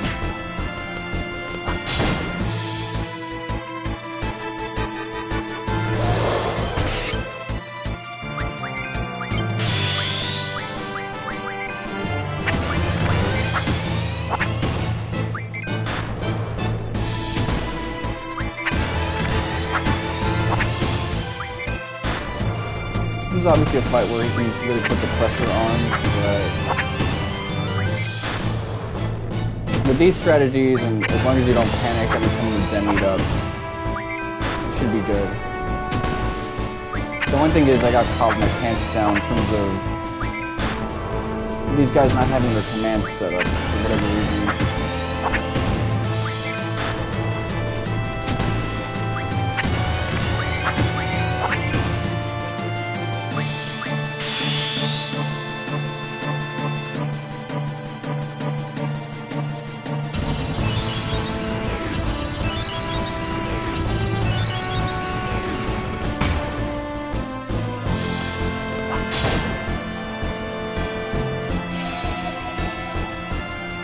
Okay, he's got a good pattern going on now.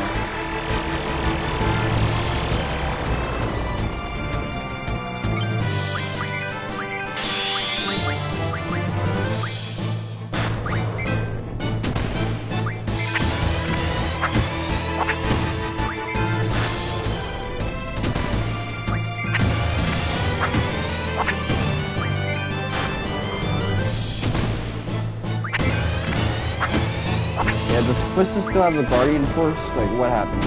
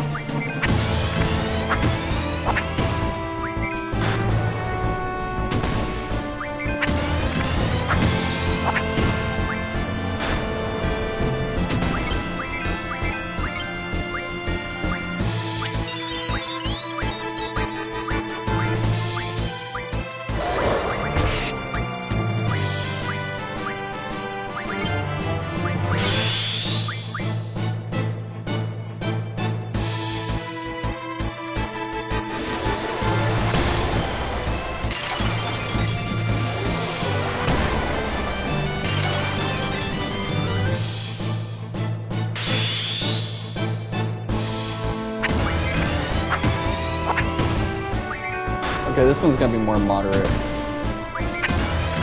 is 100. I don't know how much health this guy has, by the way, so.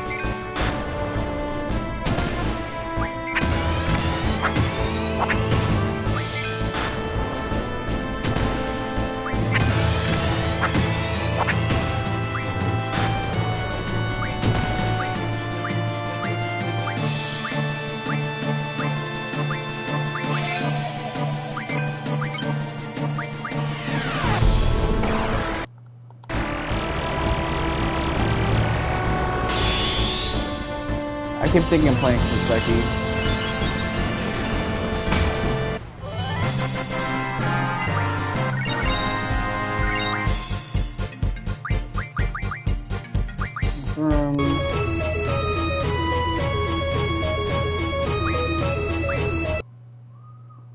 Yeah, that's not how I wanted to do that. I beat his ass, but...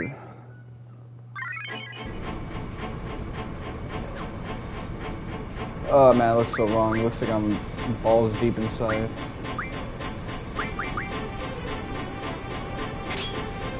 Who the fuck unequipped me with?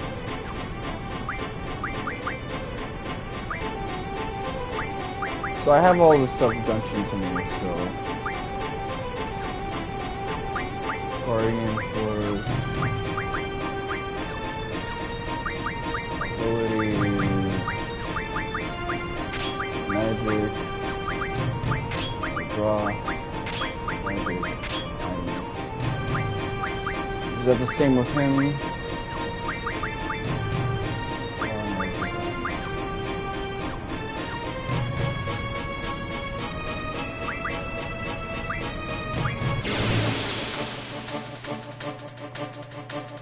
This time we gotta do it right.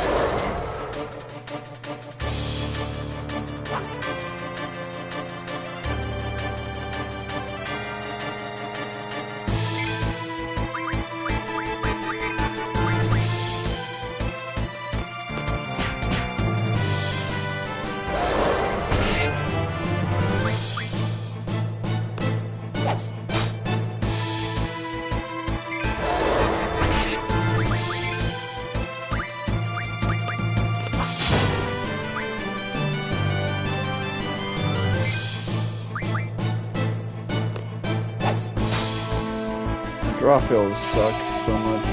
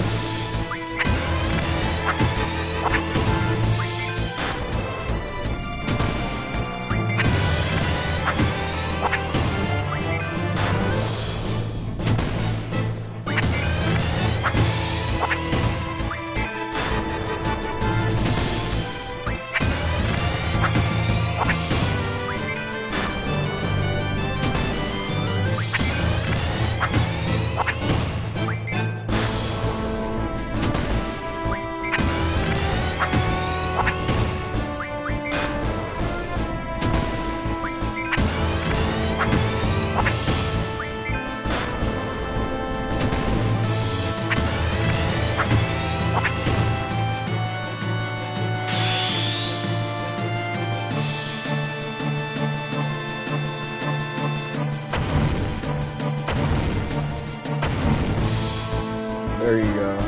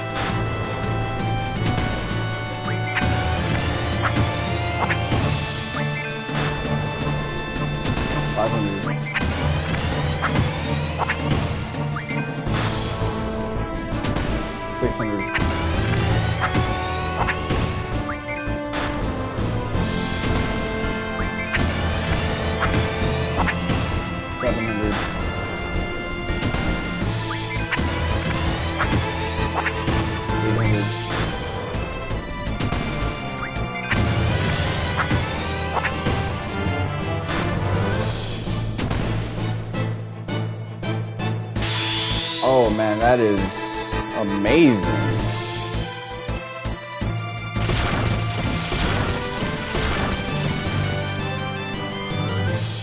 Ooh.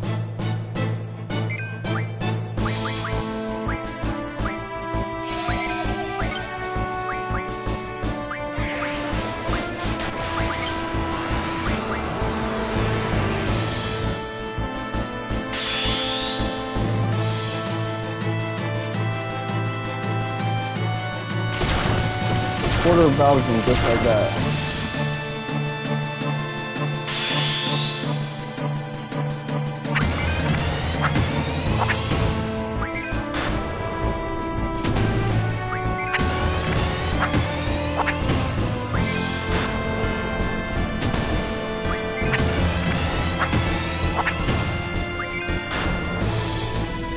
$200.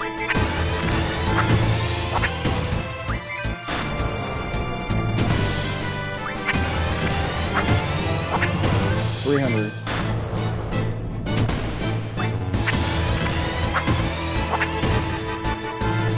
Alright, you know what? That's not that bad.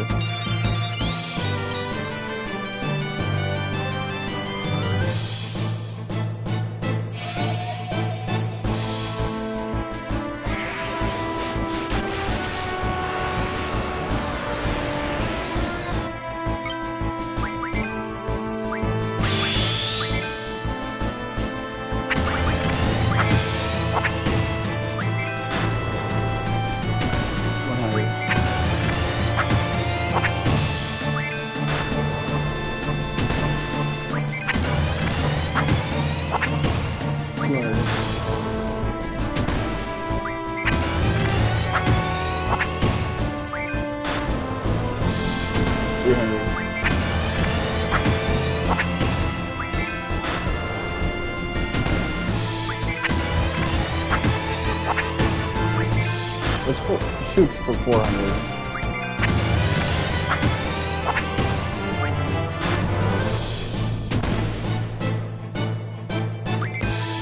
We shot it, and I got this hard hit on that. I timed that.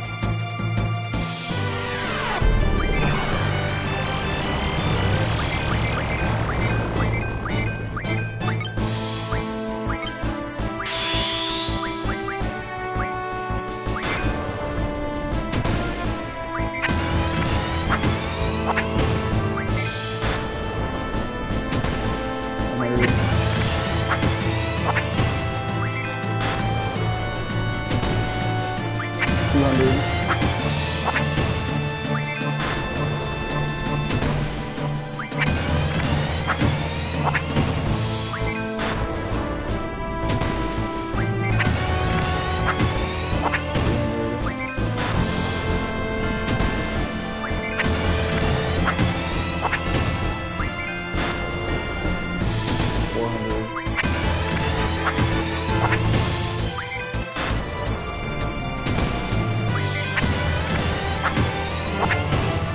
500 and then some.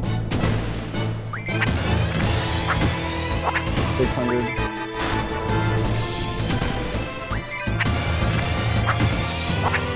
700.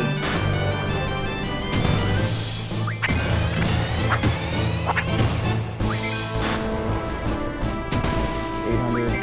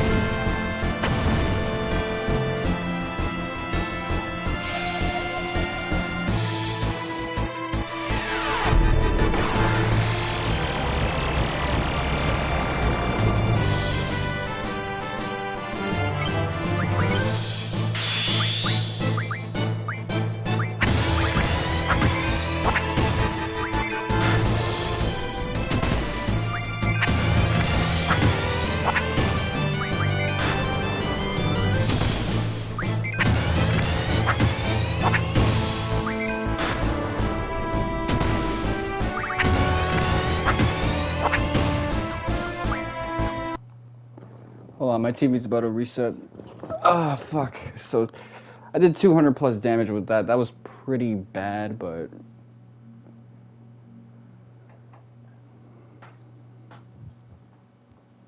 I'd be celebrating if Sophie did that much.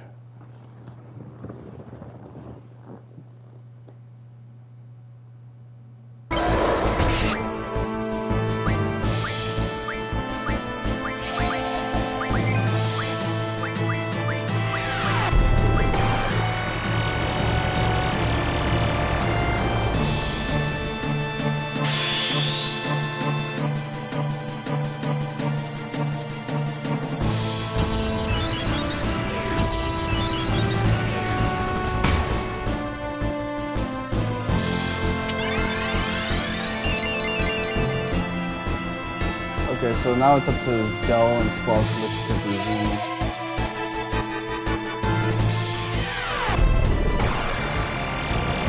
Or maybe I can all just have them fluctuate.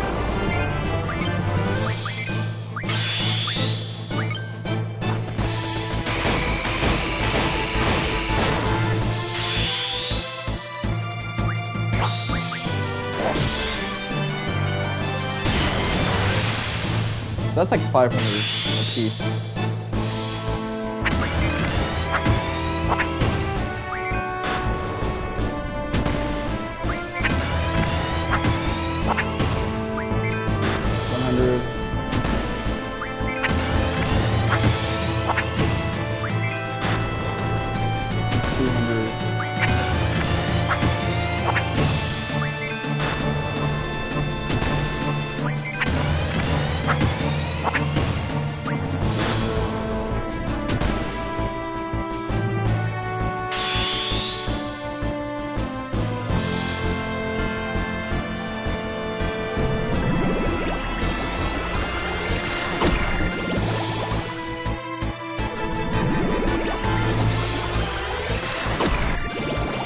Three pile drivers.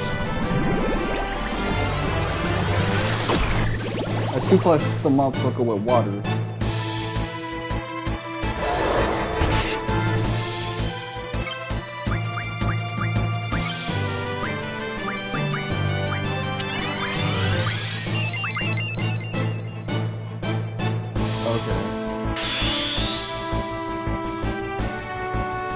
As long as Zell and Squall can lick each other's names, pretty much okay.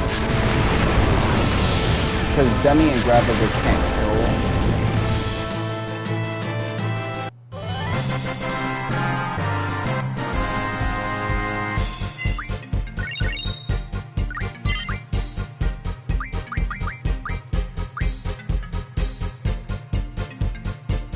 kill. Okay.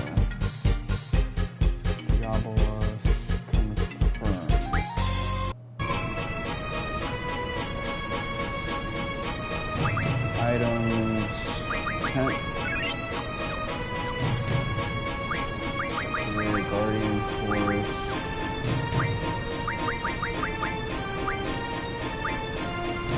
Counter rate by half. You know what? Let's do that because I don't like using cheats in this game just because I don't want my frames to be eaten up.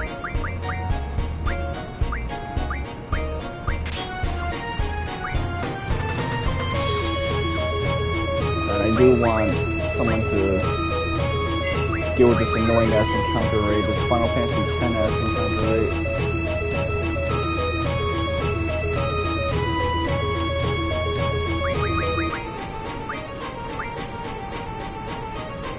Okay, Vitality Junction, Strength Junction,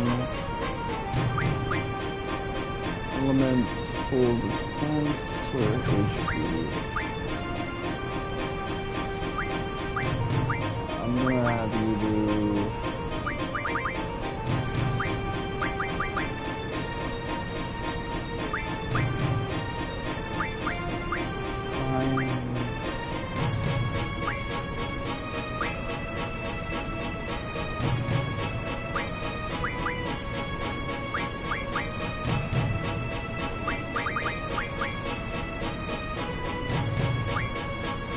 You know what? I have that for now.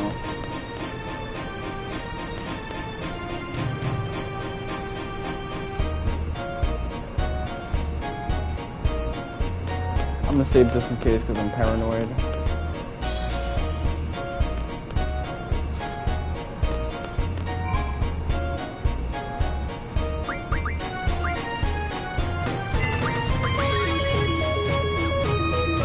Did I even draw whatever was in him? I don't think so.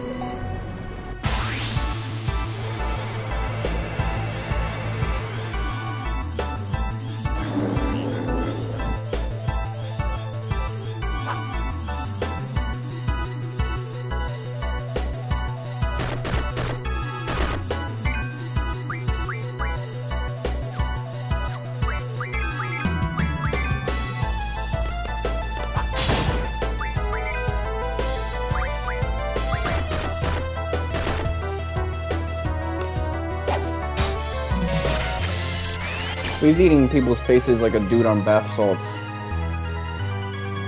I think that's the career move for me, just like hire a lookalike who's straight up a fiend.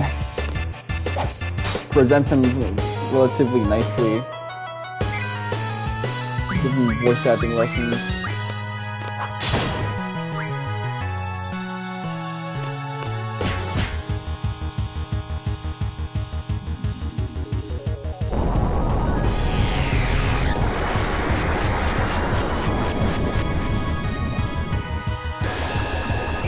The Marco juice is kicking in.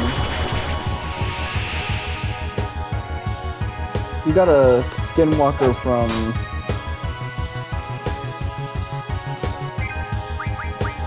what's that horror film? The analog horror thing that's pretty popular.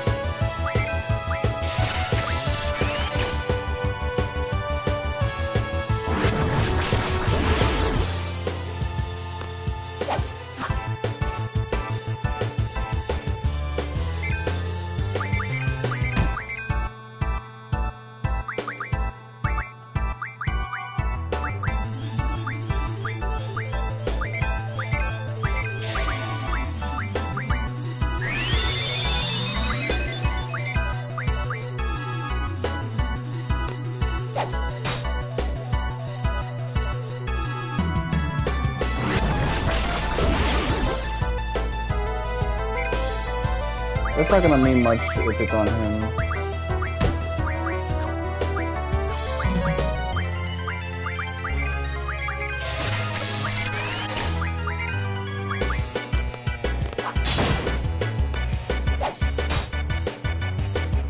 Seems to lower the damage though.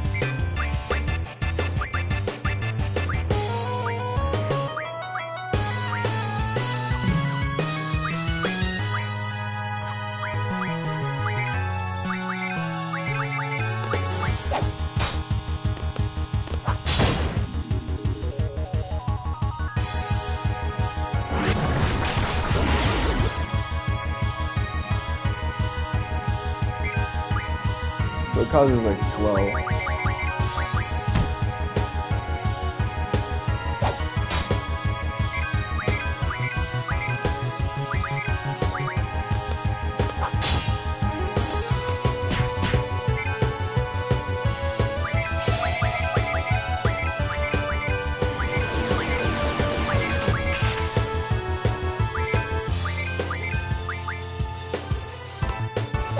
Does that work for limits? So.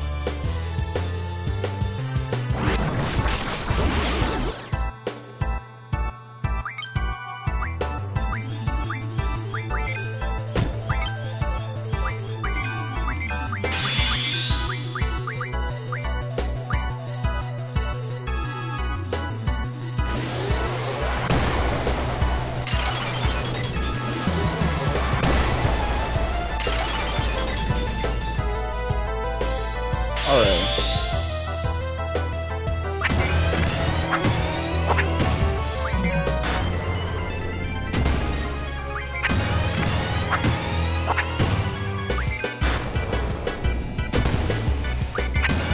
So we'll need a couple Asunas on deck because this thing really does lower your damage.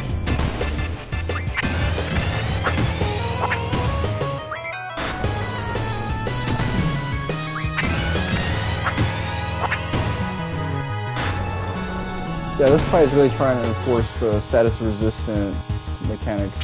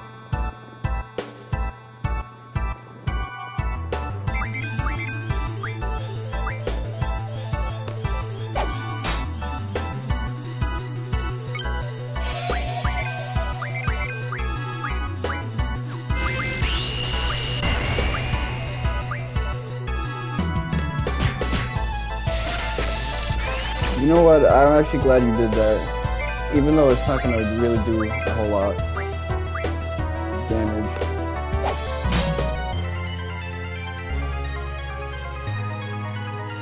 I could see this being like really interesting for like a speedrun encounter.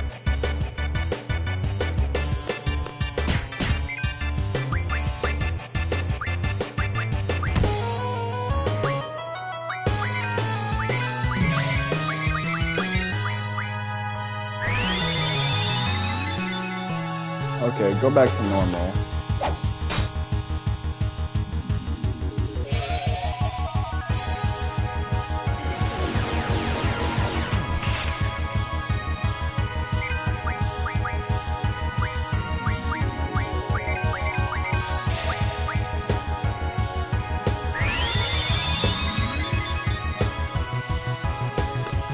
If he's dead, I don't have to worry about him having a status ailment.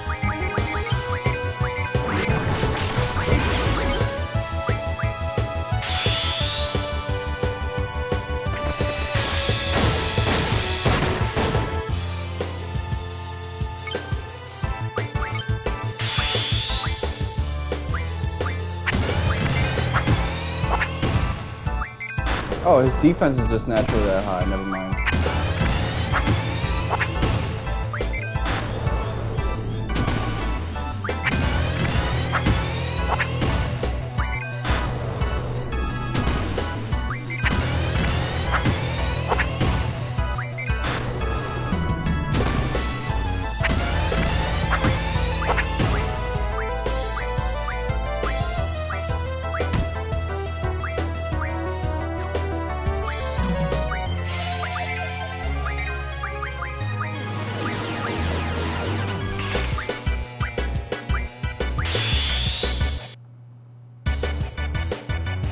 The camera angle shifted and messed up my cursor.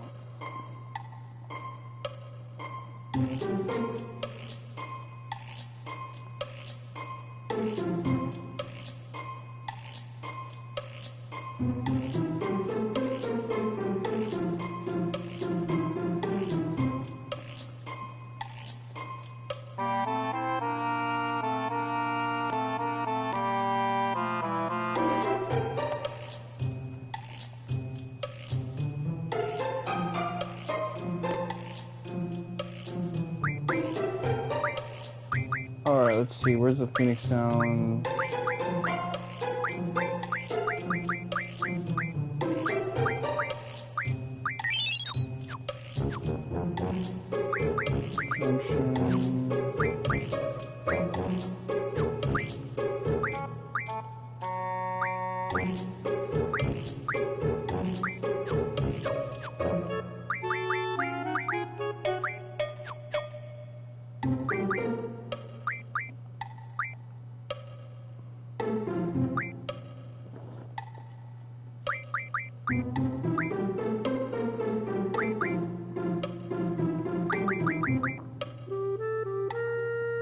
Elemental attack as opposed to like status. So managed to get points off this. You know what? Ooh. I think I'm gonna give you this.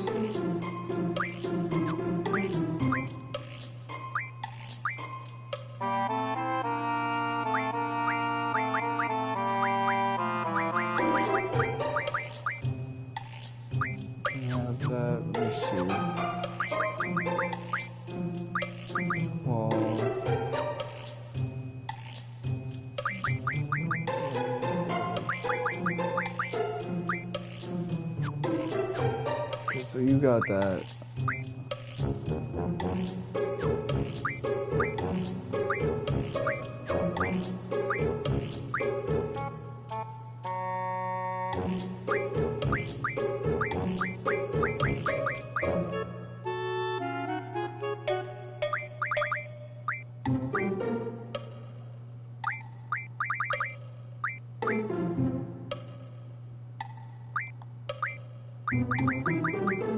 I guess we can invest in this, although this would be pretty attractive as well.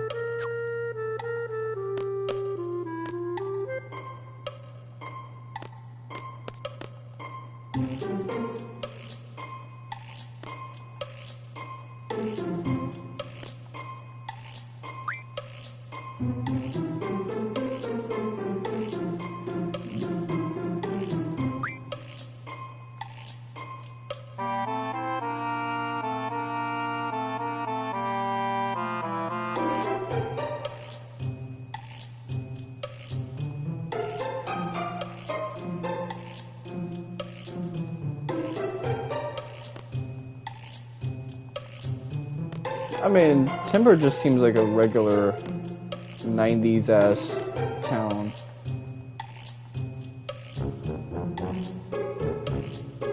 Although me being a dude in 2020, free who effectively has seen the 90s corrode in that early end of history period, maybe they think of the 90s as like a horrible place to be. Whereas for me, that shit sound good right now. 90s, but no internet and no broadcasts. If I want to consume media, I gotta go to the theater or get the straight to DVD movie.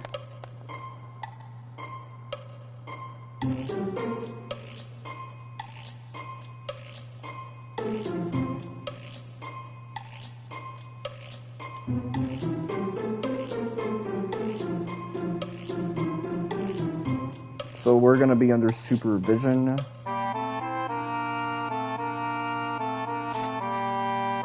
I like how he snatches it.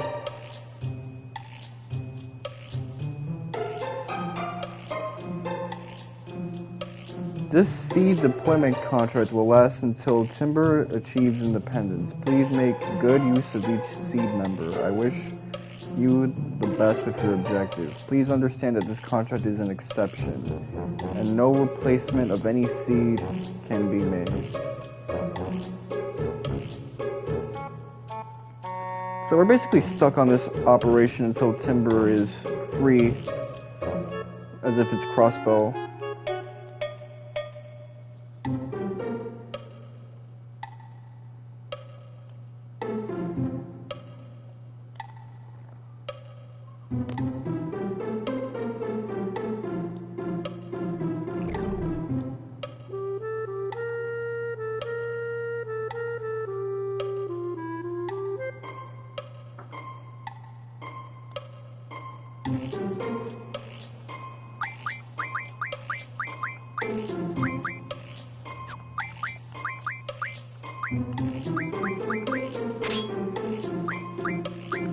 Oh, I see what I did.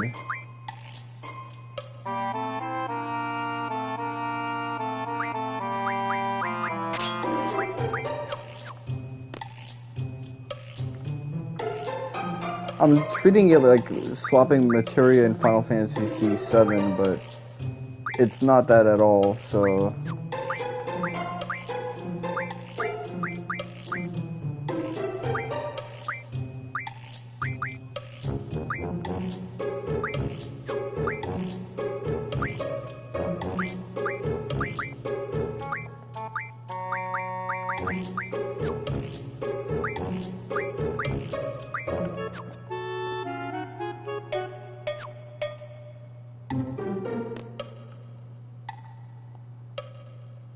I will say Renoa's character design is pretty good.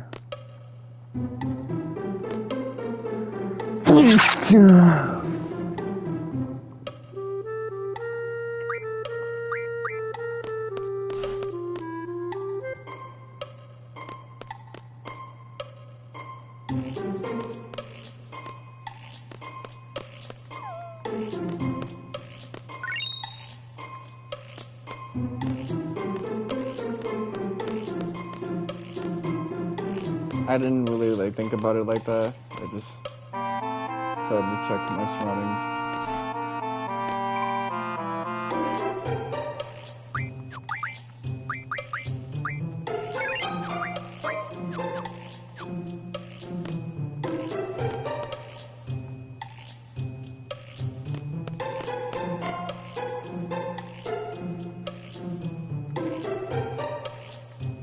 Speaking of liberating crossbow, I've been playing more Cold Steel, or Trails into Reverie.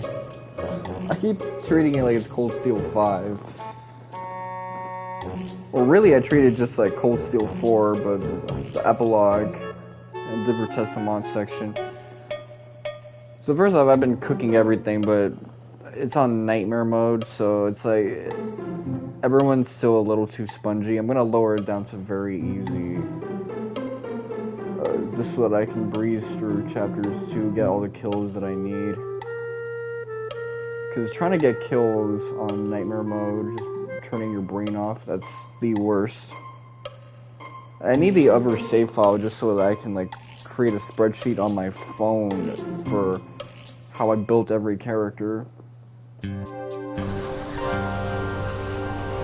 It's a pain in the ass, but I got through Act 1, so I gotta do Act 2 with all the characters. Really, once I get to Act 4, I can just turn my brain off. If I have all the treasures and all the enemy entries up until Act 4, I'm good.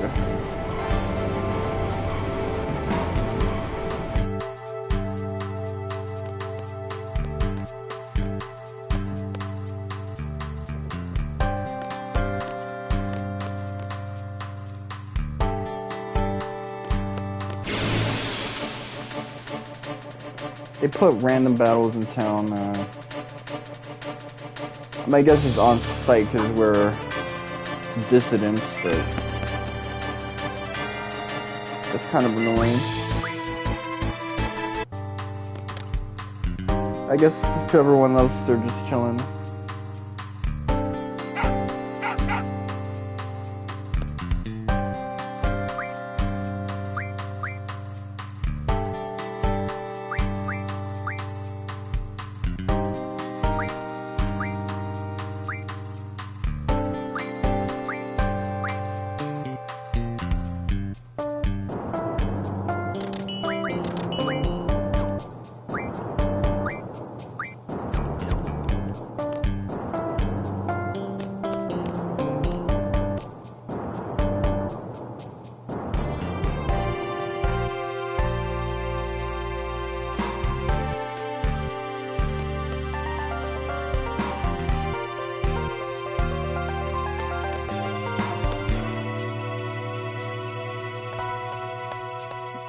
I should be able to breeze through Chapter 2, because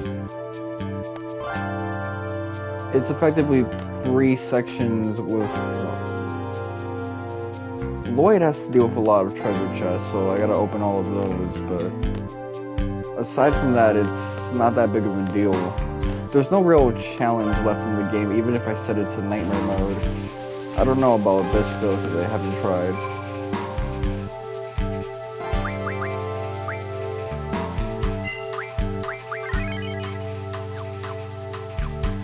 It's interesting that Reen starts off with Enlightened Spirit Unification. I thought he'd just have the base Spirit Unification.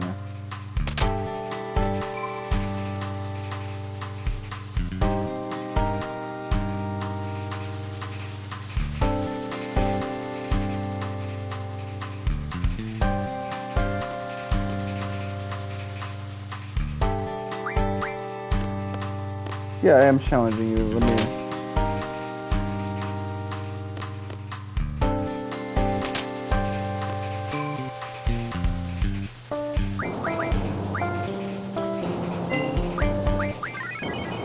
The one I'm really worried about is Act 3, because the way the walkthrough writes it, it's kind of a mess.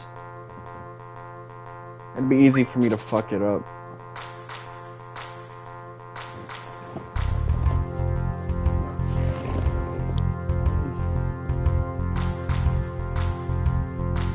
So I gotta kind of just focus more on the logs with that one.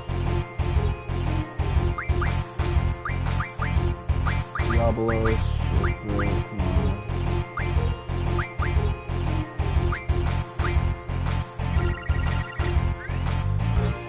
I'm going to go with...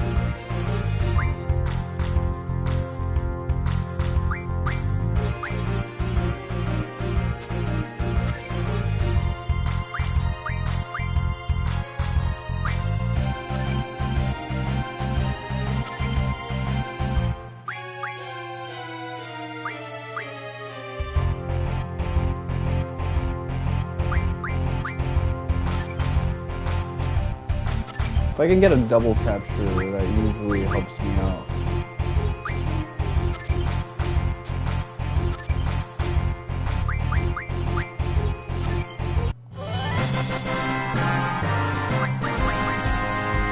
Pteropod, extra dragon.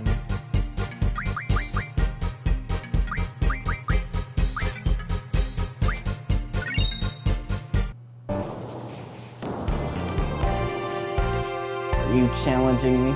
She has that Tron blonde hairstyle. Was that like popular in Japan?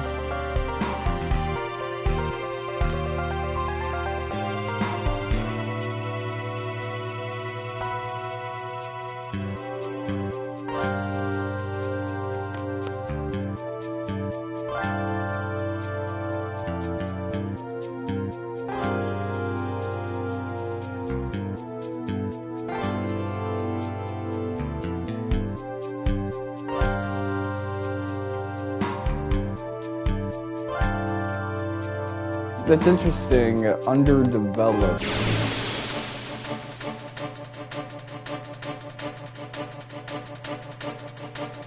So where do I get girl next door? It's almost like these guys are Wu-Chai.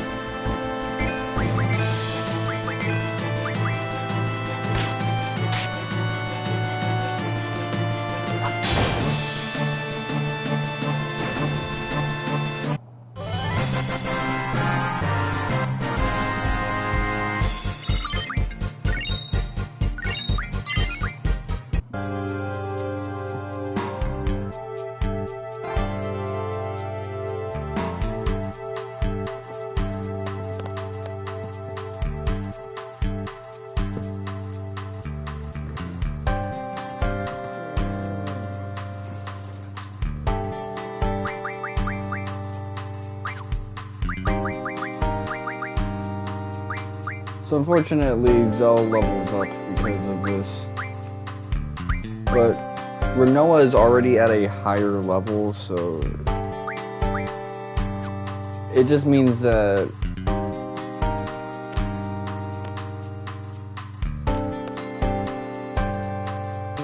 she gets to do her own thing. It looks like champions or champions. She's already raising the average.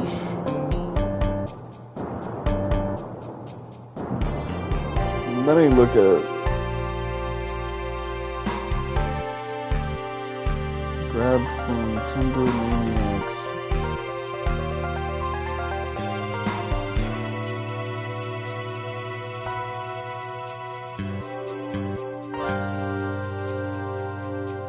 They're leaving Timber.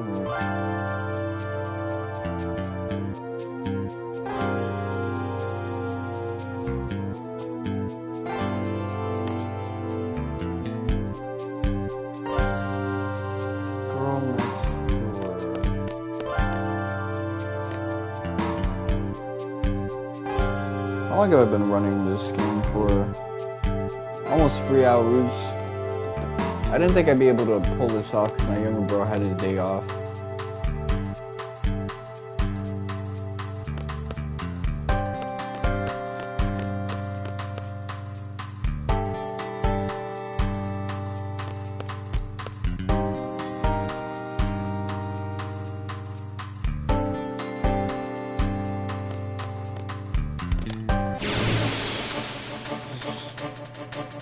Put your daughter up for adoption.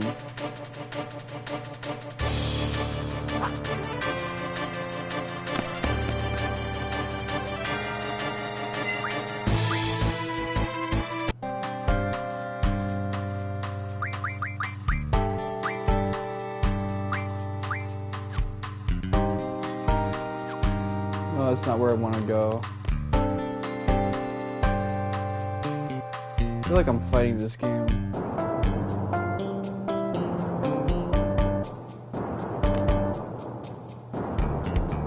Is that Ryo Hazuki? feels a square, and that's kind of depressing.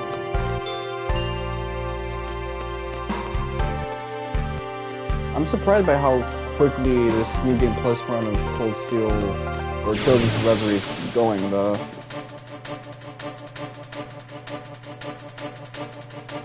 It just goes to show that if you get through enough stuff in the first run, the following runs are much easier, especially in a game like this that doesn't have like a point system for what carries over. You just take everything with you.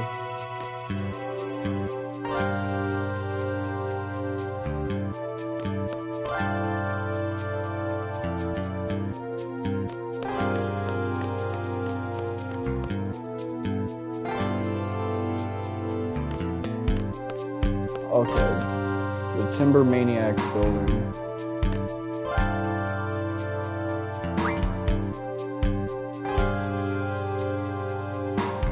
Is that easy?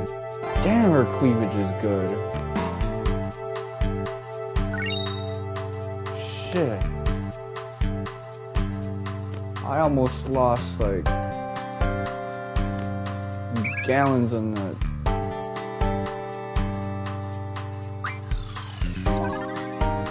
I got Blizzaga, that's like a...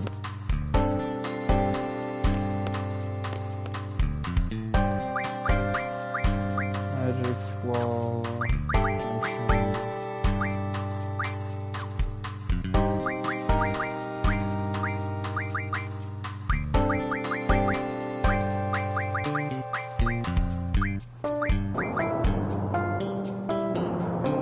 So if I do this, it'll go up.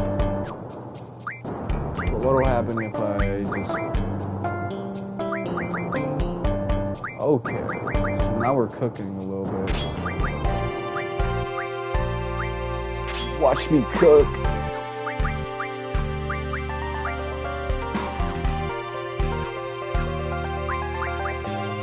I forgot what's the point where you actually have to have like a good Guardian Force setup. I noticed like Final Fantasies 8 and 9 are just like... You just breeze through the main story content. It's the fucking around that kind of keeps you in that game. So completionists advise you don't actually turn in the girl next door.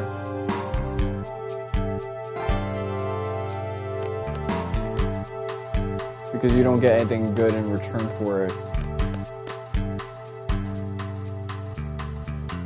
Kind of the thing where like perfect games or you don't miss anything type games actually feel less complete than games that you do miss out on shit for.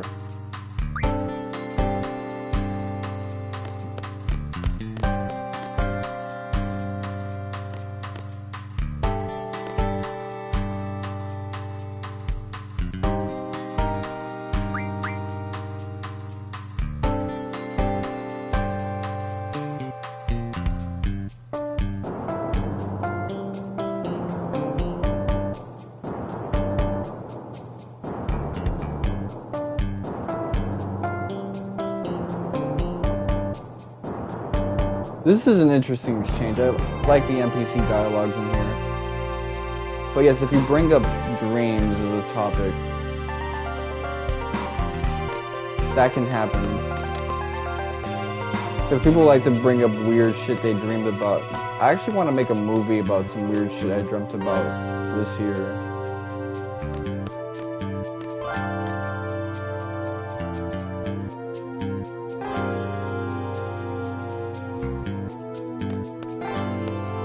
So this place is just full of journalists.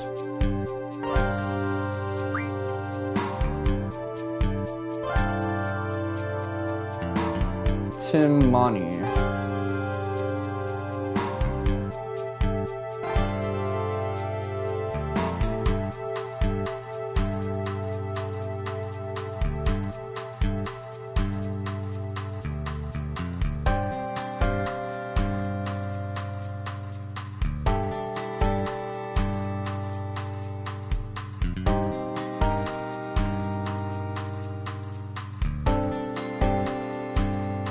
Isn't that the majority of talking points in my streams this year.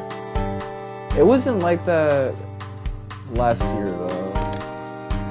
Last year I talked about shit as if there was stuff I was looking forward to, but then I'm looking at all the stuff I regret because a lot of shit's been getting fucked up this year. But strangely enough, I would say this year hasn't been as bad as previous years in terms of that, in terms of internet erasure and things like that.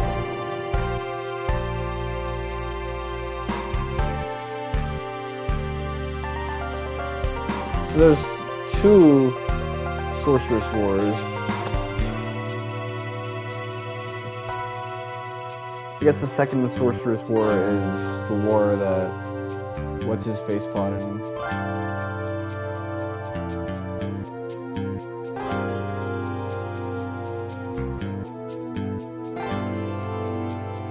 Laguna. The one where Deling became a man with high clout. I mean, he was able to maintain that clout for a long while, so I'm gonna sing his praises.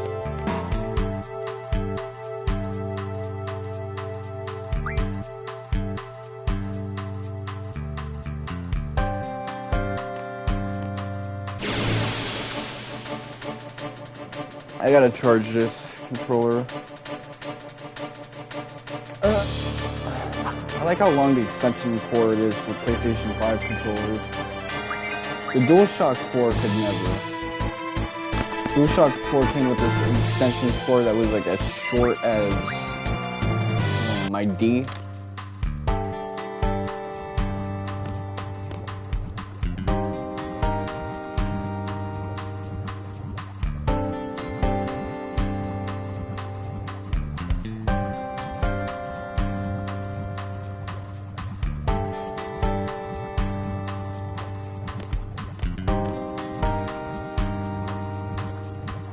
I agree with Zell.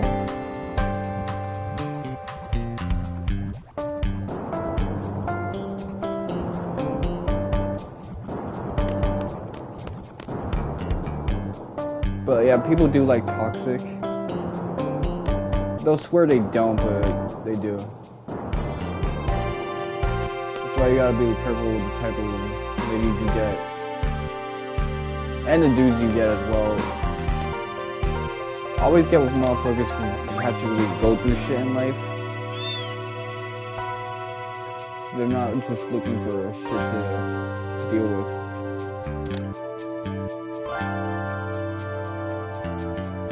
Get you a girl who's been through Iraq and Afghanistan.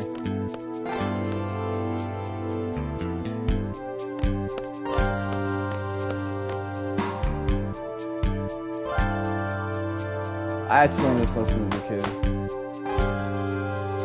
You see,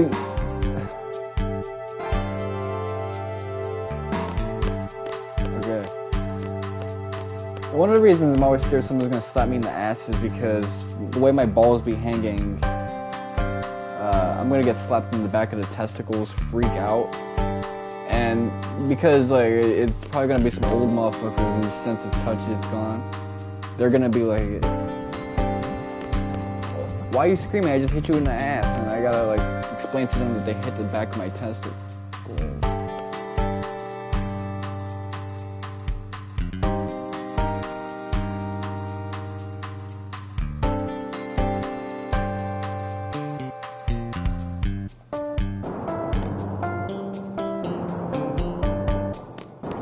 This is Neighborhood Watch.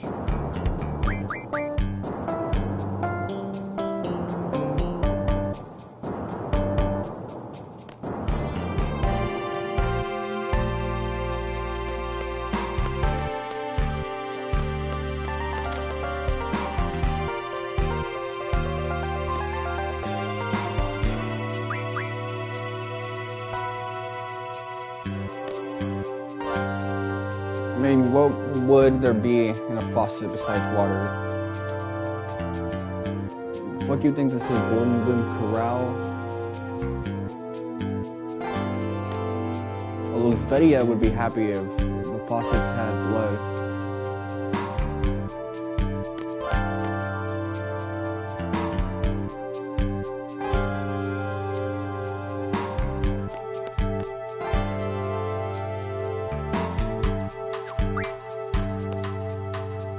See, I like the pattern on her clothes. She got that, like, Freddy Krueger thing going on. Really digging it.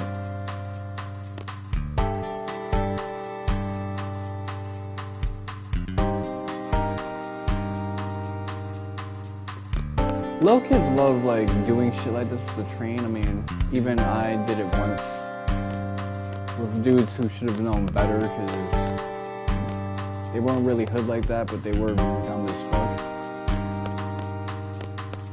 Not IQ-wise, but they had the good Jew intelligence.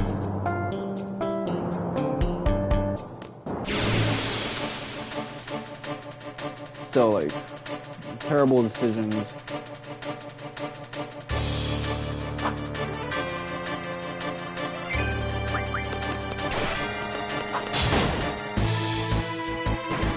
See, got a couple points in strength, and now I'm just one-shotting off like it.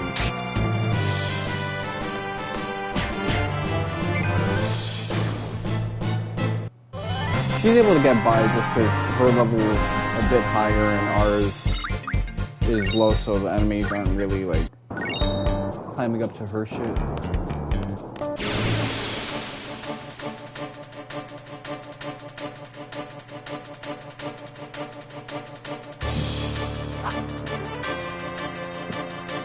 I don't fight enemies, though.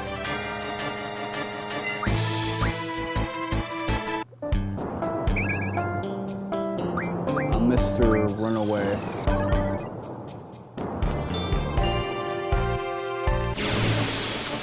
Yeah, the encounter rate is fucking terrible in this game.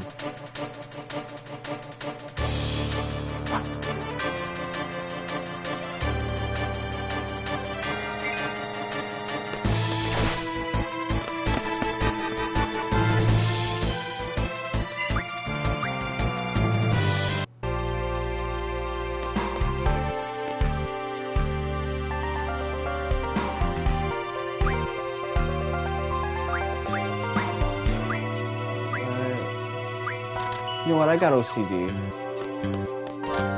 it to me like that, daddy. I thought it said grifter. I'm like, damn, this guy has a podcast?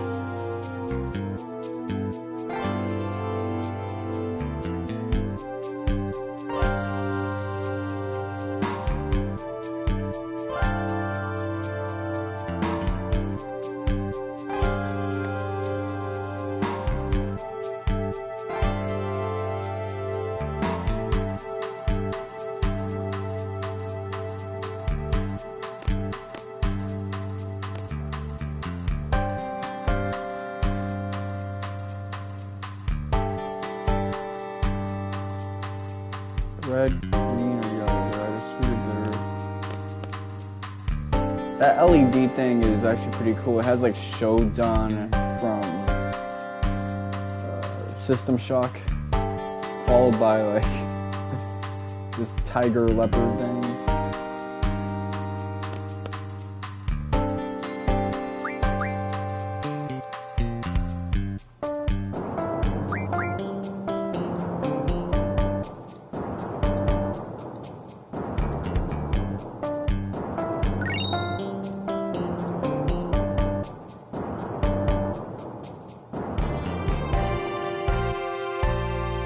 That was a Babby tier puzzle. But like later on there's a side quest that's like pretty crazy. Her titties were fucking insane.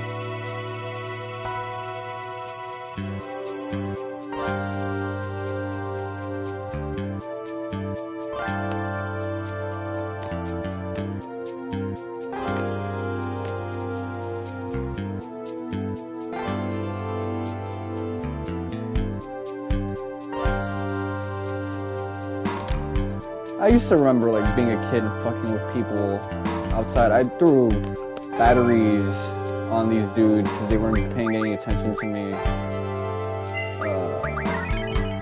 Little kid me was such a fucking sociopath. And they had to move upstairs because they were playing, you know, basketball. I'm like, yo, what the fuck is he doing? They stopped doing that after I started throwing batteries at them. I would try like squirting water at them and shit, that they would ignore it. And then after a while, I was like, you know what, fuck it, let's just throw some hard shit at them. I came upstairs and complained to my mom, so she's like, no, don't do that shit again. Oh, man. I remember in the live stream circle, I had a discussion where when I was 4 years old, I was watching Star Wars, The Phantom Menace, and I just kept kicking the scene in front of me to these two college girls. They got annoying. I was an asshole as a kid. I was polite in the sense that I was quiet and I, minded my business, but I was a dick.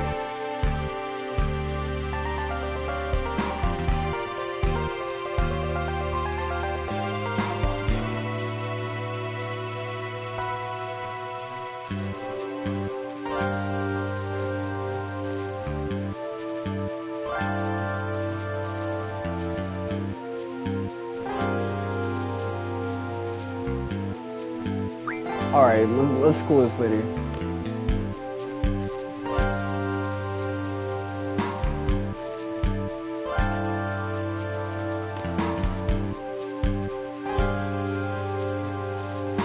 Zell was shaking with anger, but now he's saying, okay, we're kind of going in a bit too much.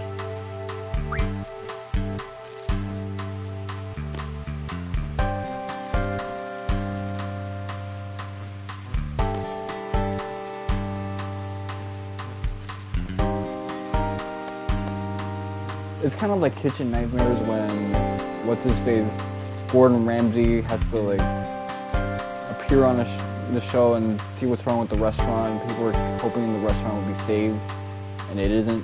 A lot of times because he's not a miracle worker. The difference is a lot of Gordon Ramsay shows have led to like suicides. Not at a disproportionate amount, but I noticed Gordon Ramsay has a dick eater fans because he became such a meme these past few years that people don't want to acknowledge that this guy's done wrong shit. They'll see him like slap people in their bald heads for his kitchen staff and be like, you know what? That's just how you gotta do it. You gotta teach these motherfuckers to be tough. But meanwhile, these Redditors, all that gangsta leaves when they're in their real jobs, then they just like fold when it comes to their how their boss treats them. They quit, like, I can't deal with this shit. Because an asshole boss is not the chungus thing that you think it is. And you know what? Redditors are probably like the last people to talk about having to grow thick skin when you have a platform that's effectively like YouTube 2008. Censorship through massive liking and disliking and stuff of that nature.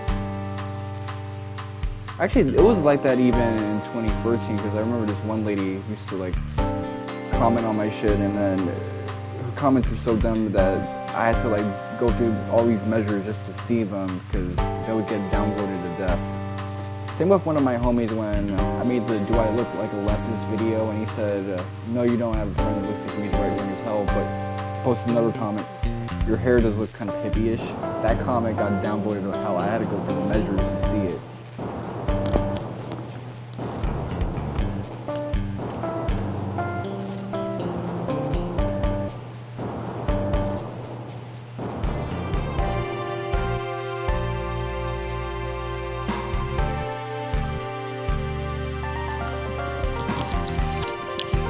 Nowadays, disliking a comment is more of a formality. It doesn't really do anything.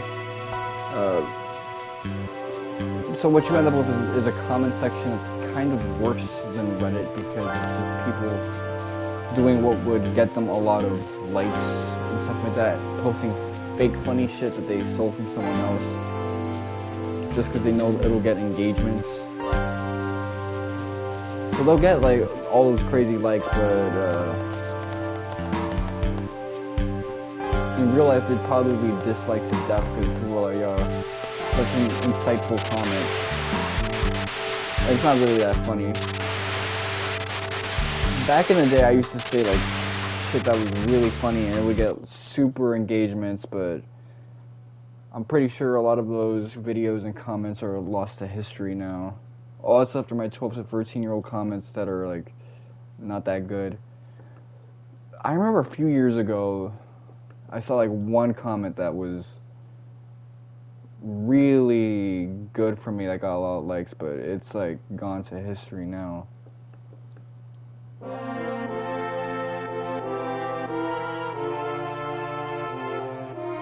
This guy had like a, what, 17-year term?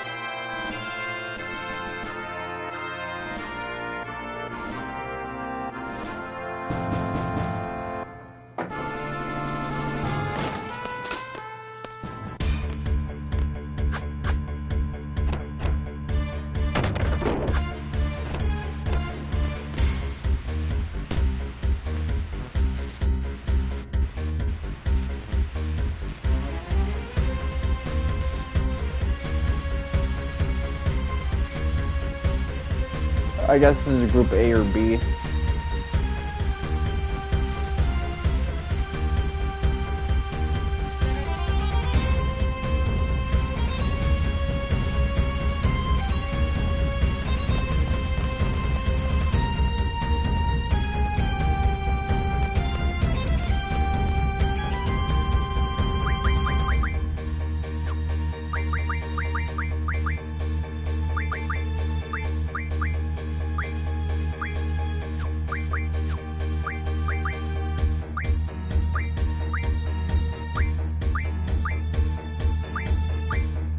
So she still had this motherfucker. Yeah, I gotta figure out how to deal with junction switching because it's not as simple as it is in Final Fantasy VIII.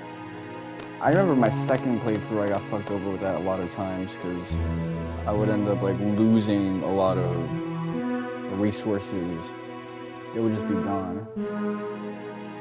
I'd have to start over from scratch, like disc 2, disc 3.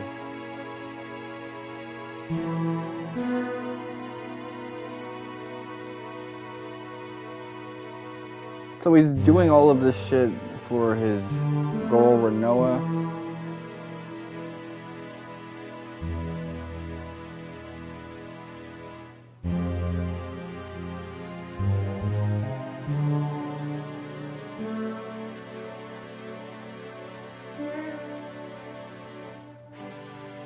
They got us all doxed up.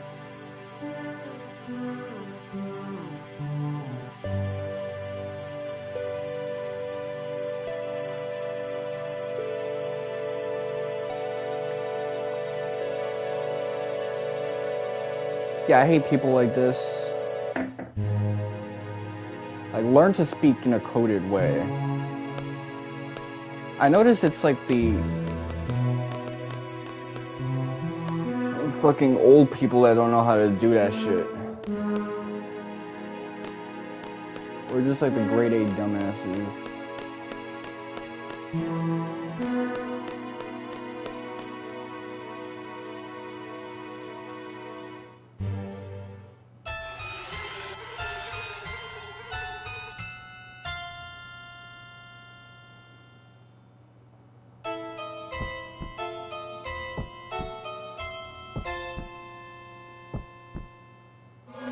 I'm not gonna lie, if a woman spoke to me like this, I'd start jacking off on the spot.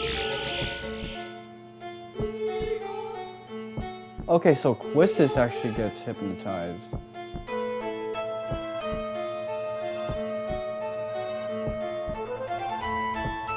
Did she only hypnotize, like, women?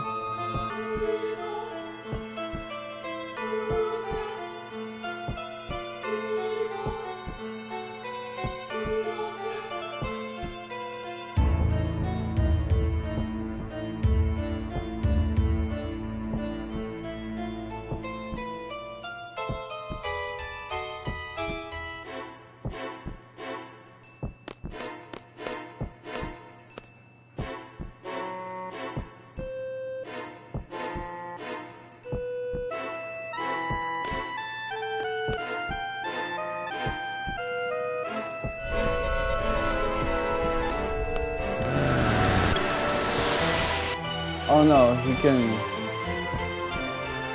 she can hypnotize the other people.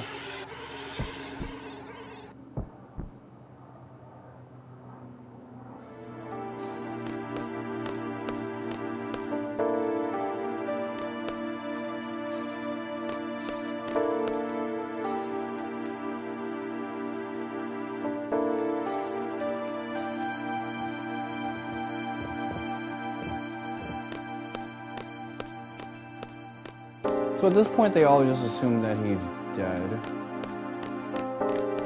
I think. I'm trying to like go over this game because every time I play this game, I go a little too quickly with it. Even now, like unlike 9, 10, or even like 7, I don't really go too slow with this.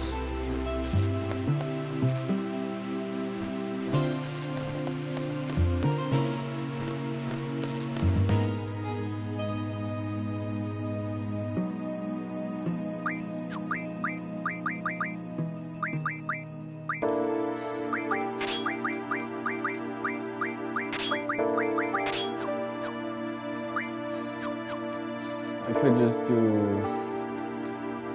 Guardian Force since I don't have any magic with her, but I don't like seeing the GF command.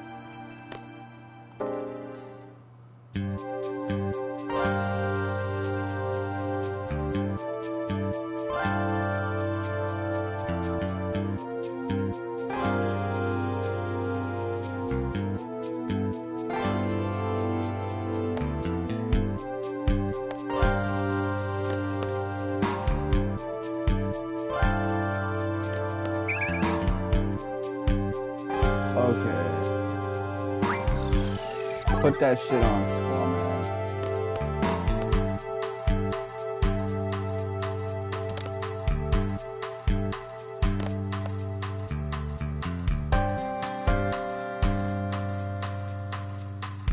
See, the fact that everybody knows about her rebel-based thing is a problem. I mean, you gotta get the community involved when you're doing guerrilla warfare. The way these streets are designed is perfect for that, but at the same time, it really means that you have a lot of potential snitches. So you don't have like the room for like a more sophisticated high OPSEC, like clandestine thing. Like here it's helpful because resting in this person's crib. What if they want to turn snake on me?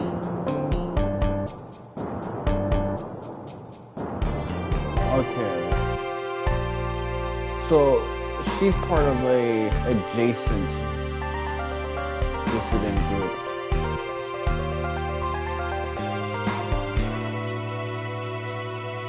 As somewhat of a dissident myself, I can understand that position.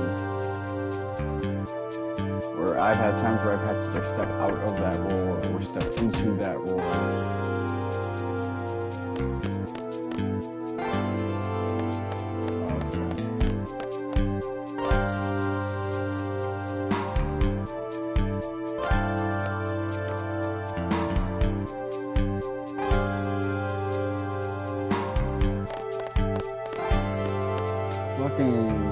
So, why do women just like talk down to each other so often? I'm gonna say that she ugly as hell. I mean, she had a fat ass. I mean, maybe she was like a 10 back in her day. That could have been 2 years ago even.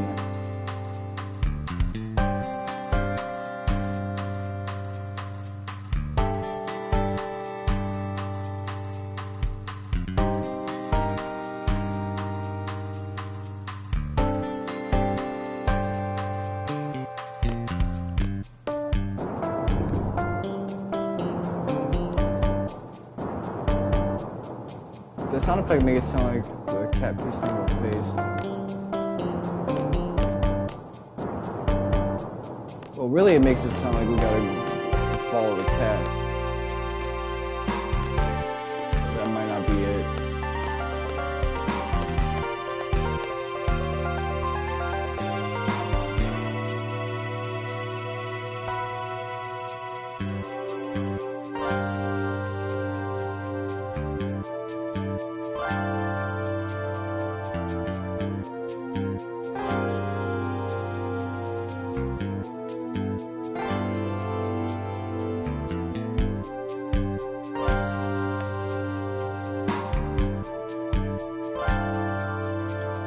I mean, they would want to like display his dead body so that it will be, black pilled.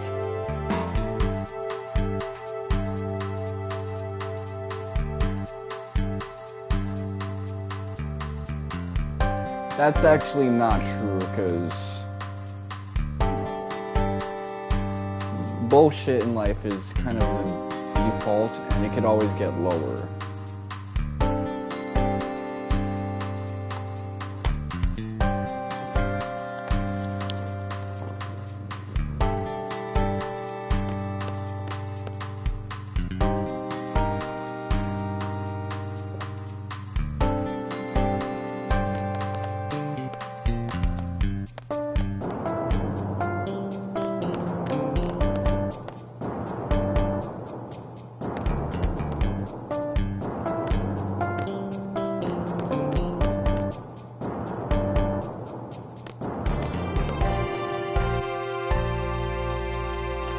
Although he is effectively using critical thinking to make that assumption.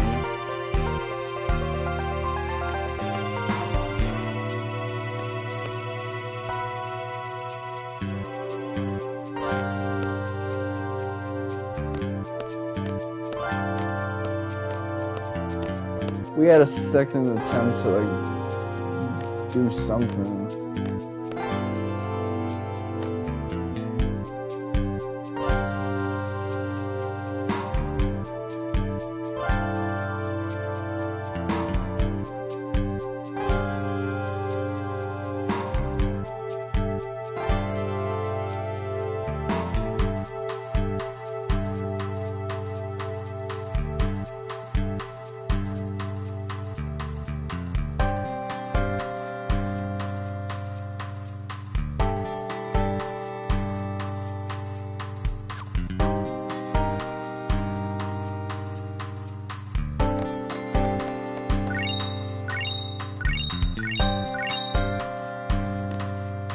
So we got a different, an assorted spread of stuff. Is this guy incognito?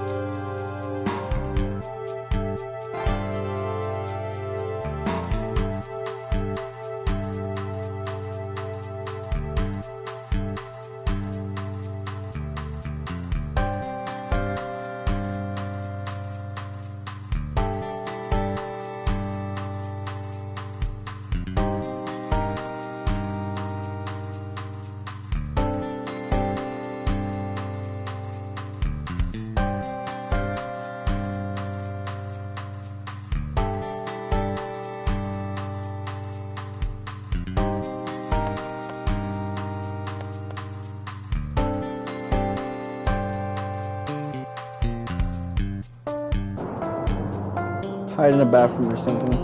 Alright.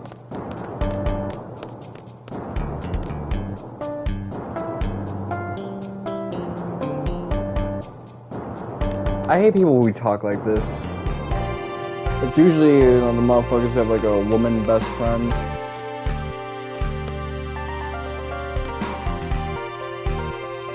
It's cringe as hell.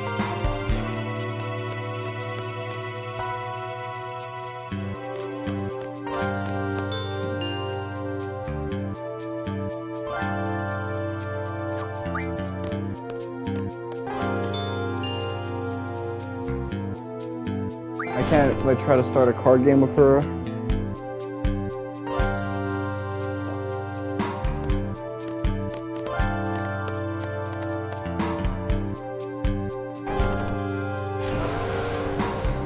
Maybe I'll have to initiate it in the train.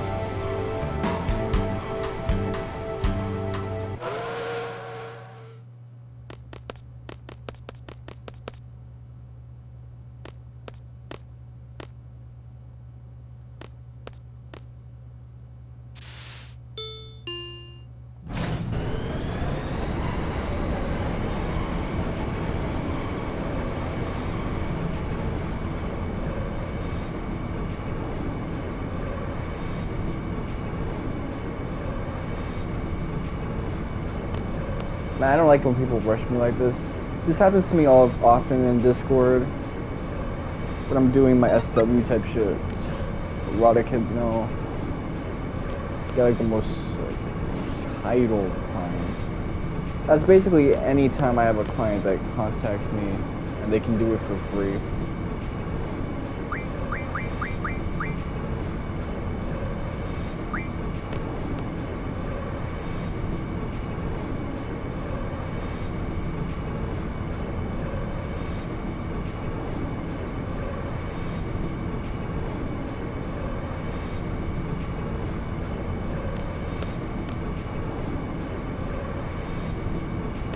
So we gotta give him like a porno mag.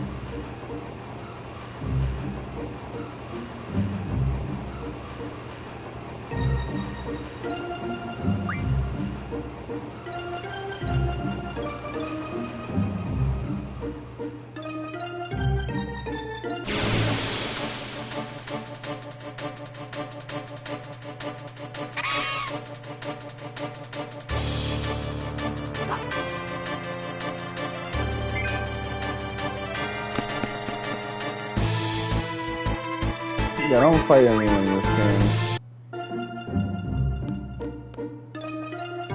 Not unless you can collect shit off of them.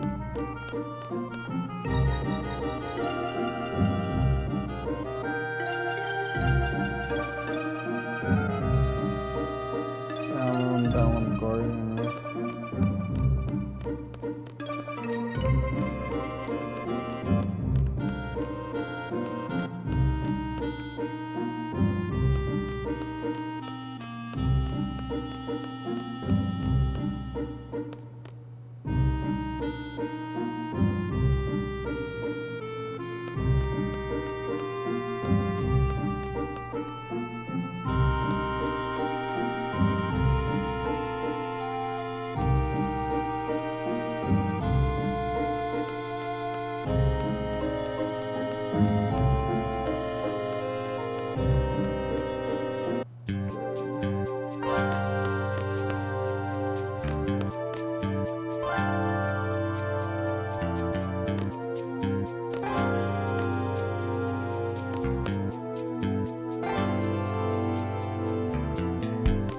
So there's someone I gotta convince to become a journalist. Like a never missable in this game.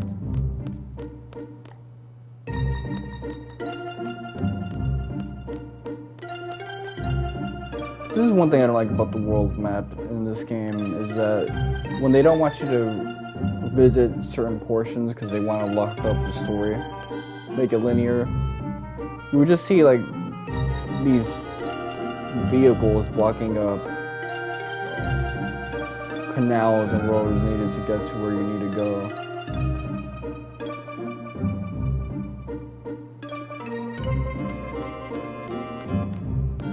so annoying, man. I don't like it. I don't like it, and I don't really agree with it. Sometimes there's game mechanics where I go, you know what, I understand why they're being so restrictive.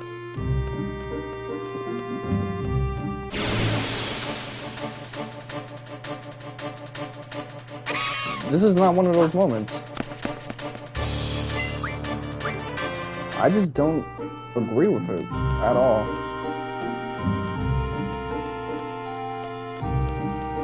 You can have us visit these other exciting locales and just fuck around, talk to NPCs.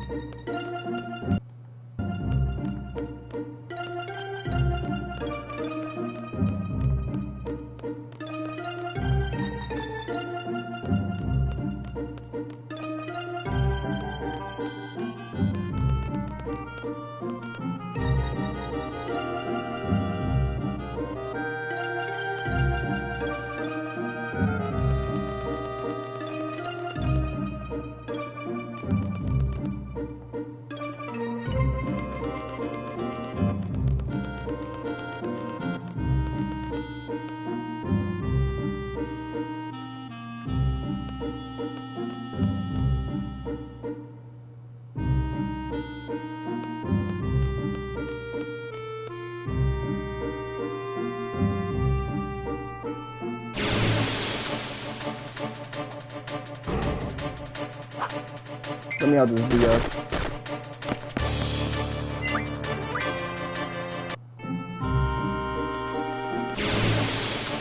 Yeah, the encounter rate in this game is just terrible. I don't know why that is the case.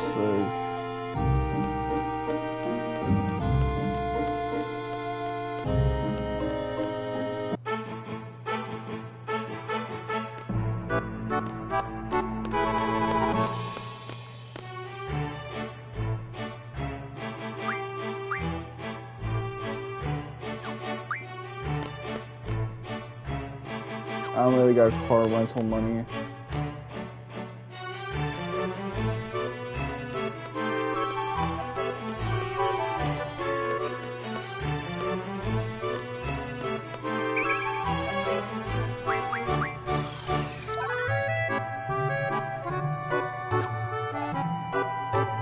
So we can at least make an appearance at Dalit.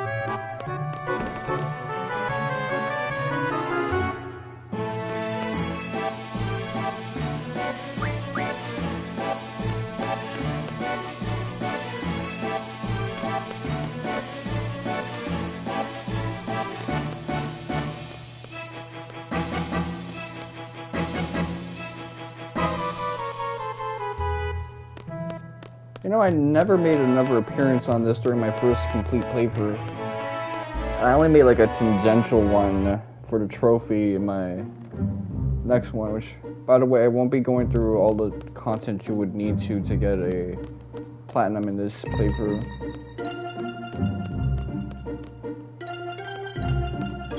It's actually pretty simple, but just some of the things that you would do for that are like pointless as hell.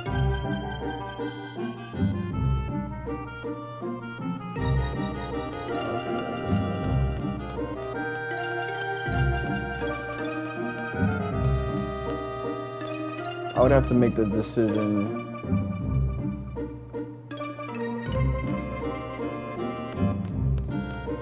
Do I want to waste my time or not?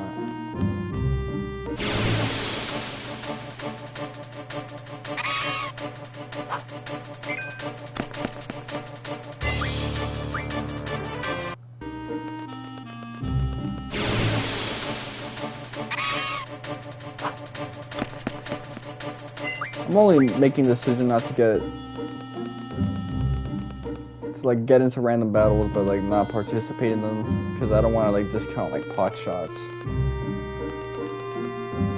Free damage is actually pretty useful in this.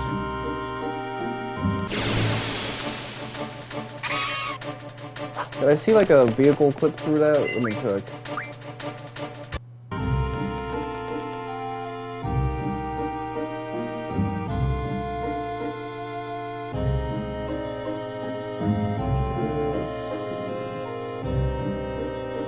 The camera is pointing me. I gotta keep going ahead, I guess.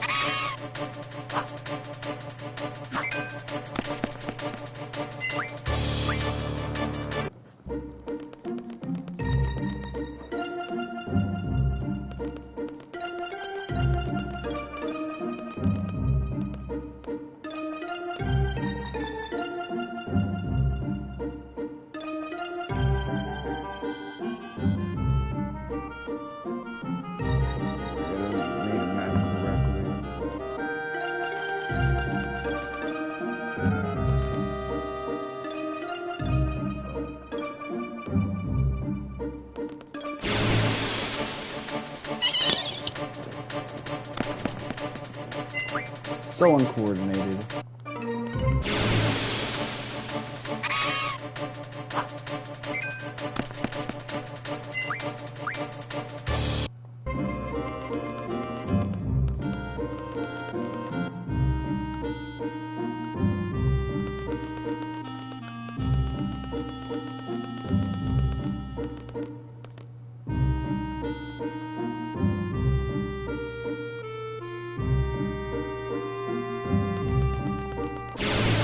I could go to Galbadian and actually get a vehicle.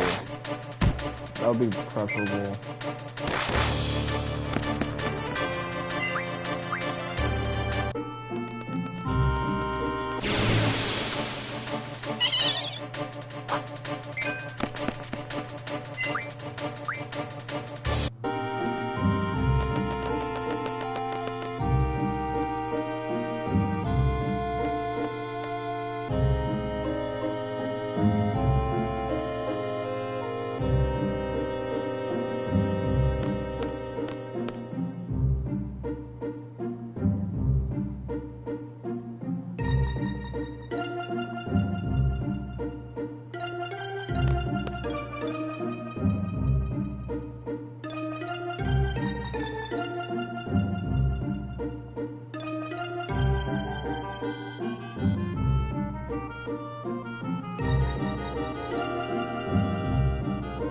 It depends on a bunch of other things besides the strength of the army.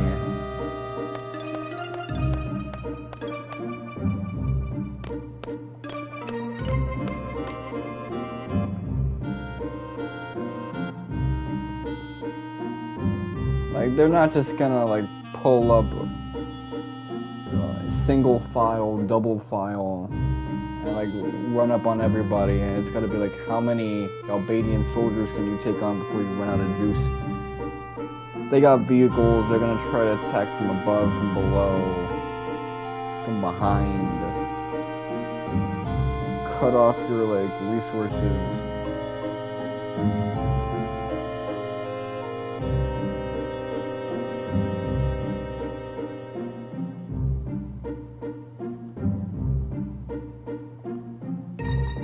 This feels like a job application survey.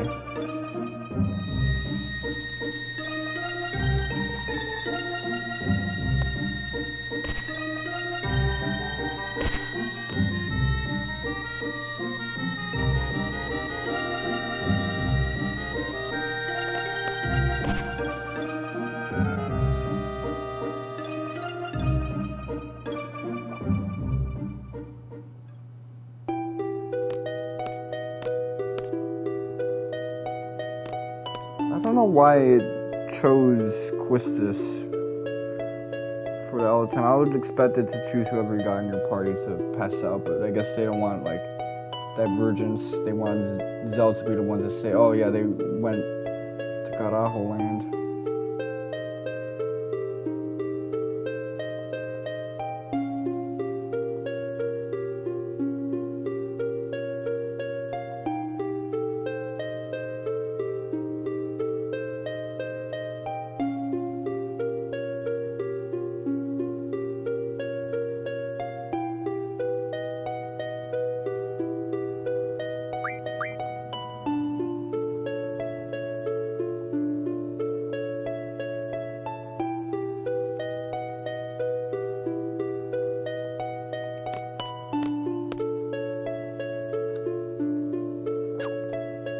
Centra excavation site.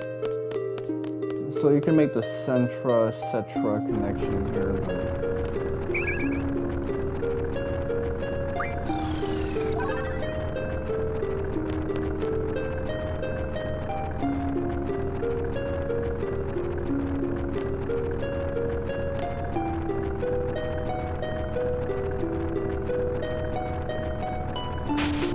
Yeah, when Jared talks about how Laguna should have been the main character, I gotta look at stuff like this and think, are you really sure you'd want a main protagonist who's this much of a dumbass? I mean, people get on Lloyd's shit all the time, but at least Lloyd has like the emotional intelligence to check people on their bullshit, which is a good leadership trait. Here, it's like, you get nothing redeemable. I guess this is like stealthy. The Ward is supposed to be twisted, so Ward is big monster.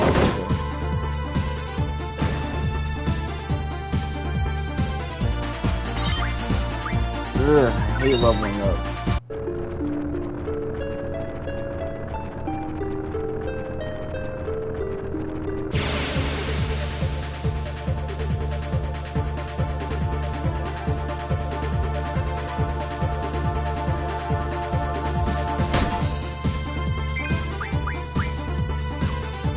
I like the implication that Squall and the gang are getting stronger from effectively drawing off the resources of these three in their time.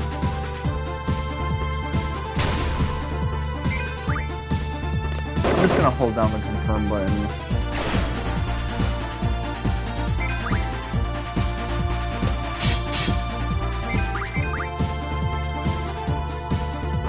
I think Jared probably got like mesmerized by like the goofy himbo protagonist.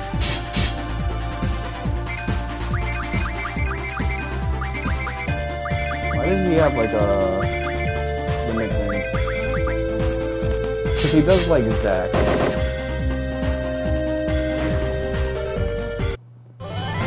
It seems the only himbo character you're not allowed to like at this stage as a Square Enix fan is Snow.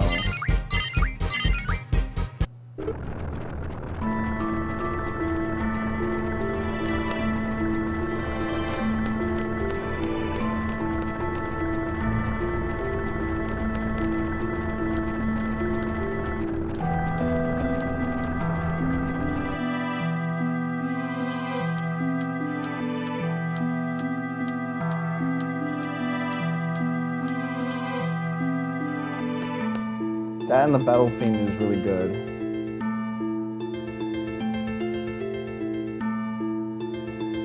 As opposed to, you know, some people don't like the odd time signature of Squall's battle theme. The water and water, water.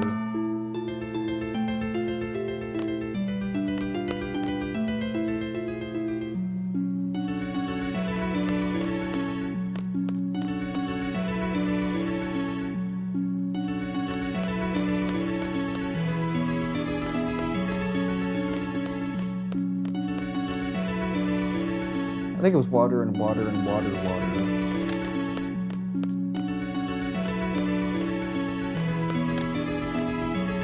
So you step on it, it makes a sound. So there's actually an encounter that you want to get around here. For the sake of like an ultimate weapon, but I have no interest in getting an ultimate weapon early.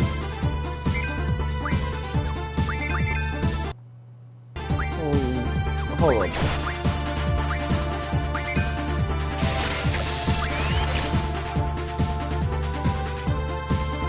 We got a description of what this motherfucker is.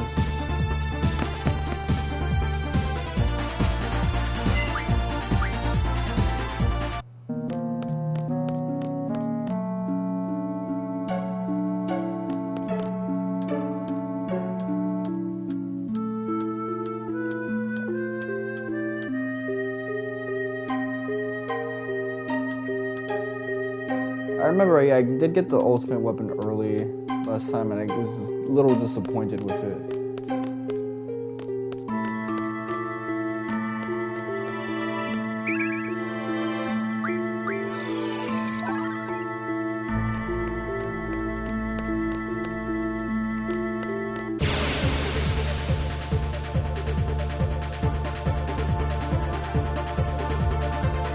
Oh, this is like the people who say that they would really want a Final Fantasy game with Auron, Jack, and Roska as the protagonist. It's kind of like an NPC-ish thing to say in general.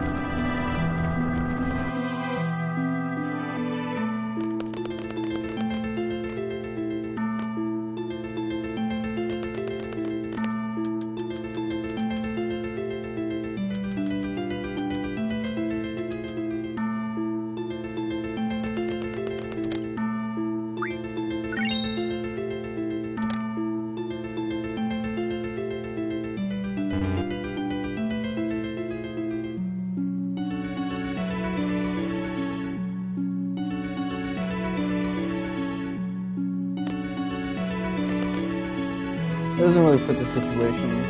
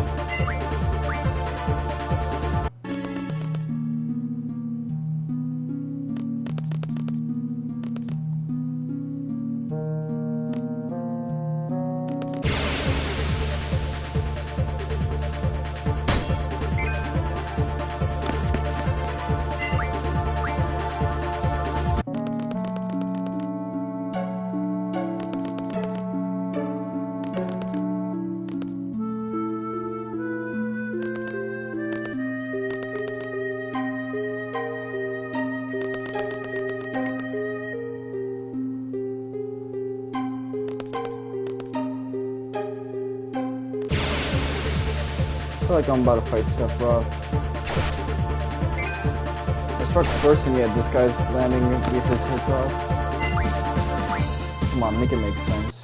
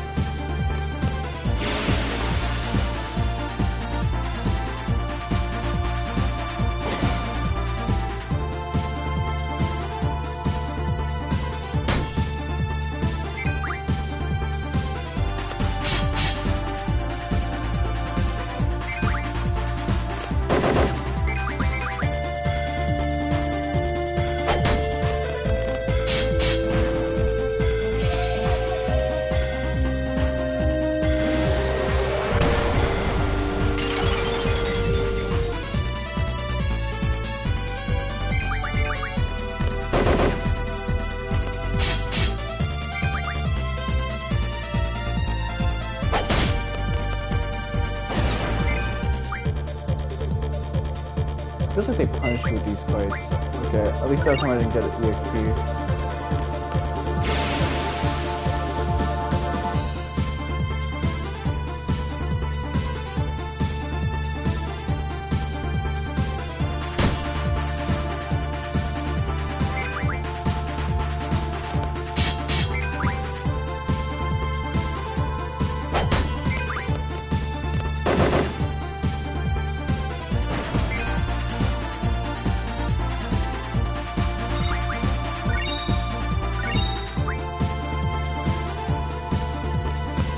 Oh, I know that feeling. Ashy ass, the tip of your nose.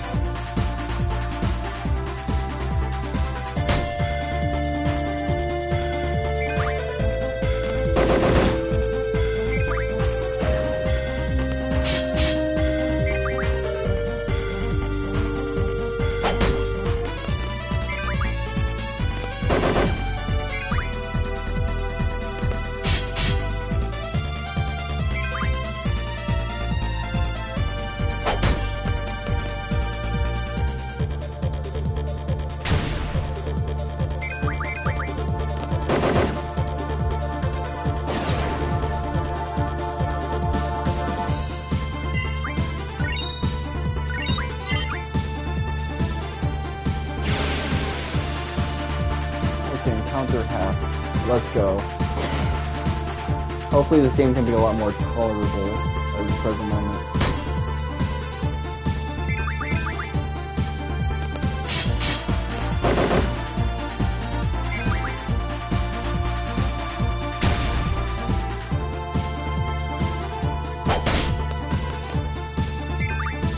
Oh, he ate that.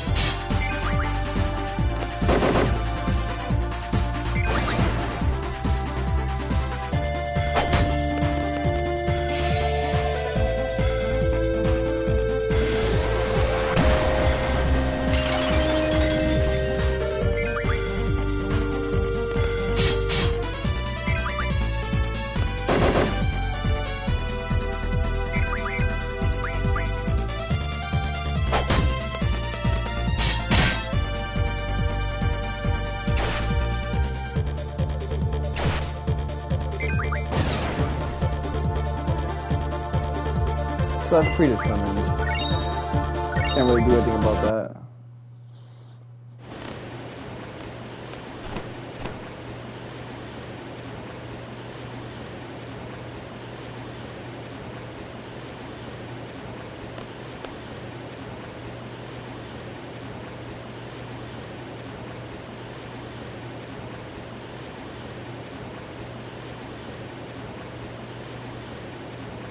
It was fun, you. I thought I was about to say, fuck you guys.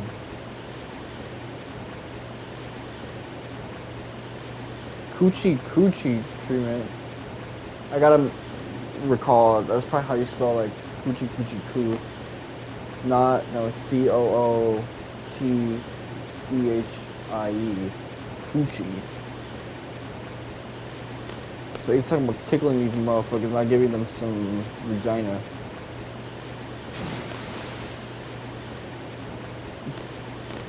He's uncle filling them?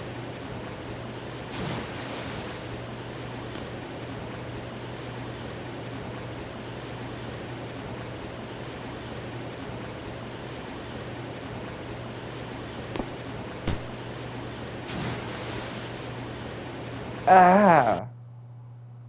Just to quote, what's his face?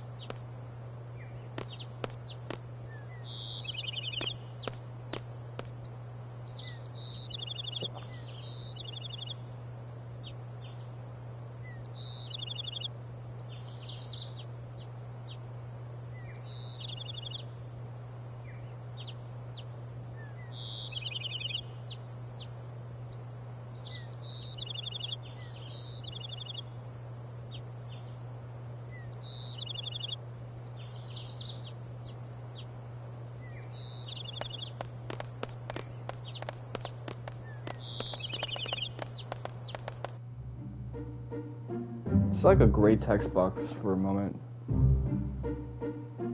Okay, so they retain their dire straits, so let me correct that. Not too much though.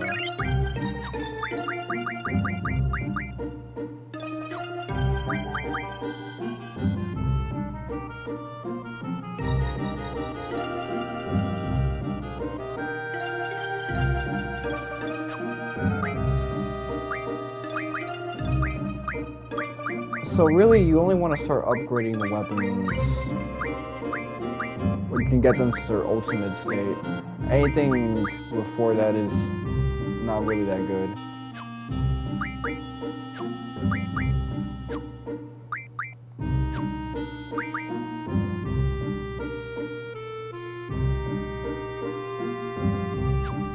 So don't get that until you use any little search to explore its potential, I guess.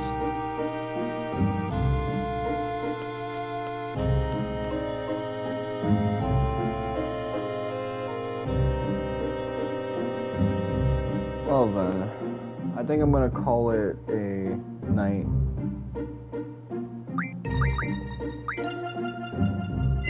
My commentary was kind of off today. I talked about a lot of interesting things, but never really hit anything conclusively. politics, group psychology, ever crisis.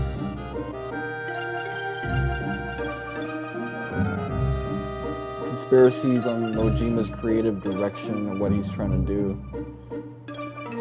Connections to remake. Laguna dick eating and a fandom. Lots of things I wanted to talk about, really. But I introduced the topic, kind of get to the point straight away, but I'd never really say anything to really definitively put the period on the topic. Just dry the ink on that subject. Which I guess is whatever. Childhood. All of those interesting things. I'm really digging this game. It's interesting, like, as I'm playing it, I'm seeing all the things I don't really like about the newer Final Fantasies in this game. And yet it's making me appreciate the things this game does do correctly a hell of a lot more. It's pretty interesting in that regard. I'm actually impressed. It's kind of hard for a game to show you everything that's less good about it than its predecessor, while kind of getting you enamored with what it does do correctly. I think the last time Square really hit that was with Kingdom Hearts 2. Where Kingdom Hearts 1 was really strong RPG side, action RPG with some adventuring, backtracking, collectathon stuff, and then Kingdom Hearts 2 comes in and it leans more into the combat side, and you go, you know what, Godspeed, because the combat side of that actually is pretty fun.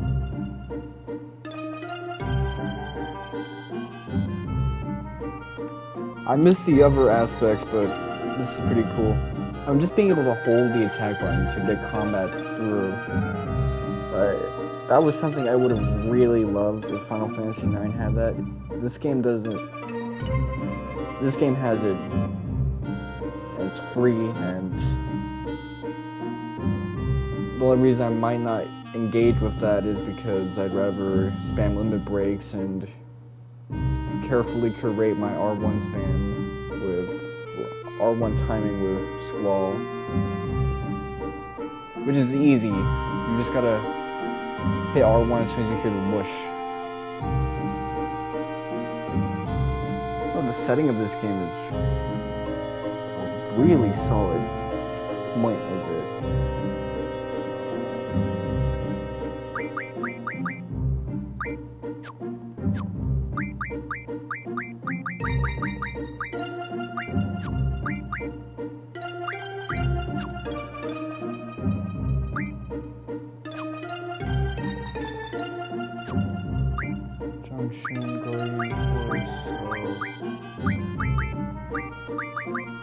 They really gave me no one. Again, just eating you off.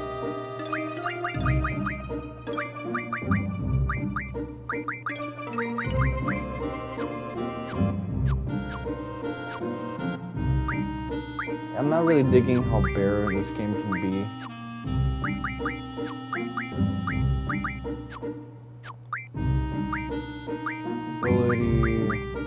Just put that on. I don't care, man. Have that on you.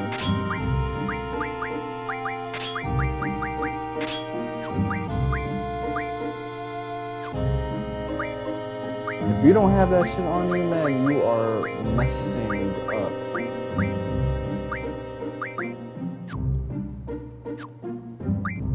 Abilities. I gotta say that much.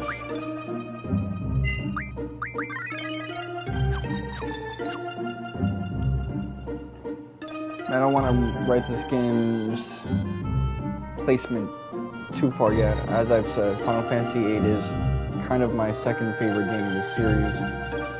I used to always kind of like oscillate between whether or not I preferred putting 9 in that second place spot or 10. 9 was my go-to until my playthrough of 10 in late 2014, early 2015. And then as time kind of went on, I replayed 9 in 2019 and I realized, you know what, 9 has some problems. 9 has some punctuative issues that, with its world building, sense of scale, lack of interiors, really a whole shebang-bang of problems with that game's design philosophy that you might ignore because, hey, you can interact with things in your environment a lot more in 9. And it has that classic style setting, and you're not kind of stuck in 1998 for a whole game. But then you look at the fact that, you know, only one continent really has shit on it. And like another continent has Black Mage Village and this 2 fake ass towns. One of them gets blocked off, the other is just a bunch of Googles. And the rest of the game is kind of like a wasteland, which I guess that's kind of fun when you think of it that way, because it really feels like you're going through no man's land when you get to those sections. But here it's like, it feels like I'm in the civilized world. I got Balam. I got evidently 2 university type areas I'm going into. Like, we're about to head into Galbadia, I guess next week on Monday. What else? Galit, Timber, Deling City, which we got to in Laguna's flashback. Like, there's towns and civilizations and stuff like that. Now, in terms of how rich the world is, it does feel a little bit like a downgrade from 7, and the story seems like it's dancing through a lot more than 7, but 8 has those slow burn moments. 8 has those moments where you're in a dorm and you're just living the life of a youngin', kind of trapped in his own emotions. That hits. Those quiet, subdued moments really tell a story. 9 has them here and there with Vivi contemplating the inevitability of his own death, knowing he has a super finite lifespan, but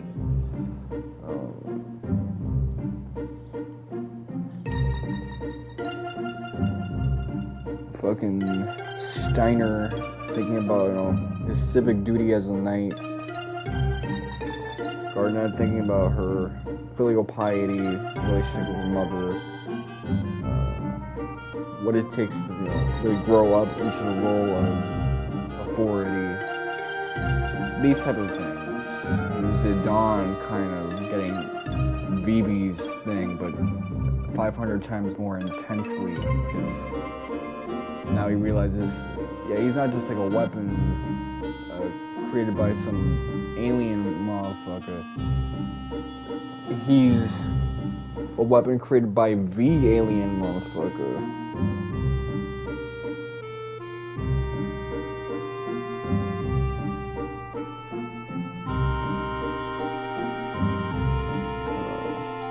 No finite lifespan for him, I think, but Kuja definitely.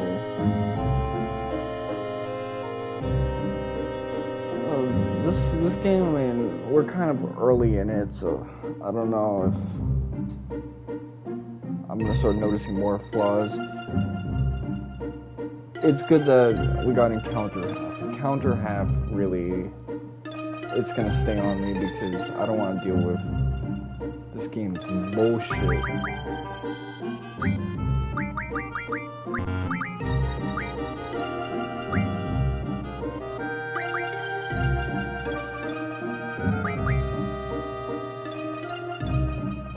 I'm not gonna put no encounters because by that point I just put the cheat on. In fact, that might just be what I do eventually because it's gonna be like, why be so picky by then?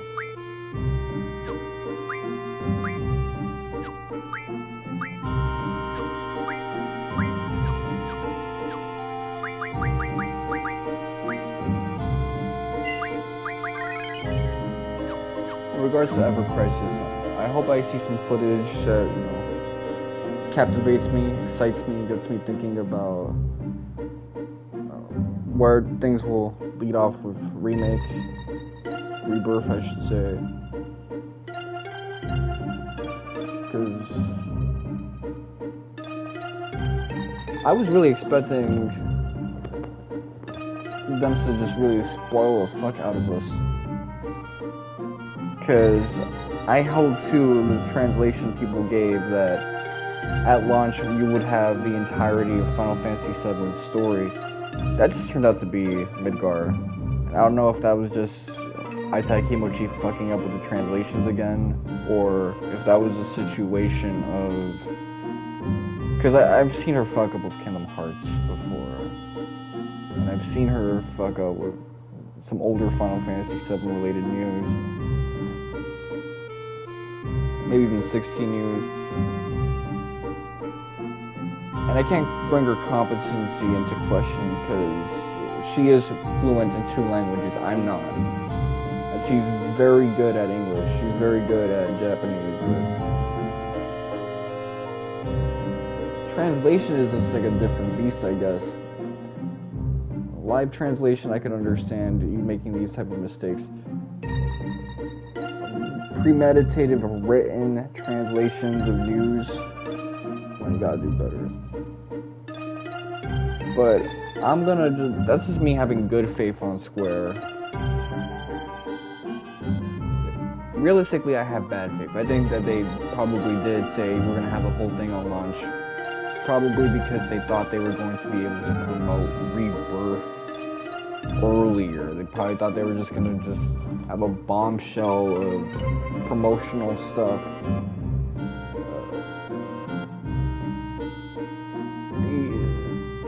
From Summer Games Fest onwards, but there's been a 3-month lag. I think it's gonna take us a couple more weeks until we can really sufficiently get that content that we need.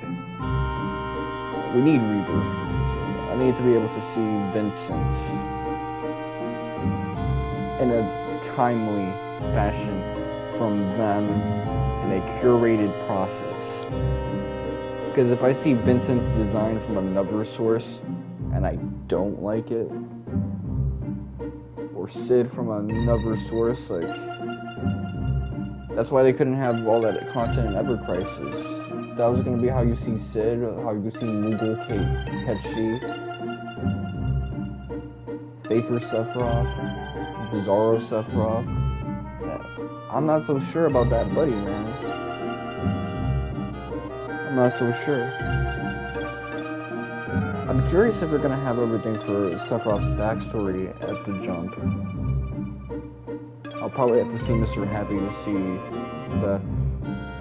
I'm hoping Blitz can showcase it because I only want to see it from people I follow. I don't want to... I was watching a little bit of Maximilian Dude.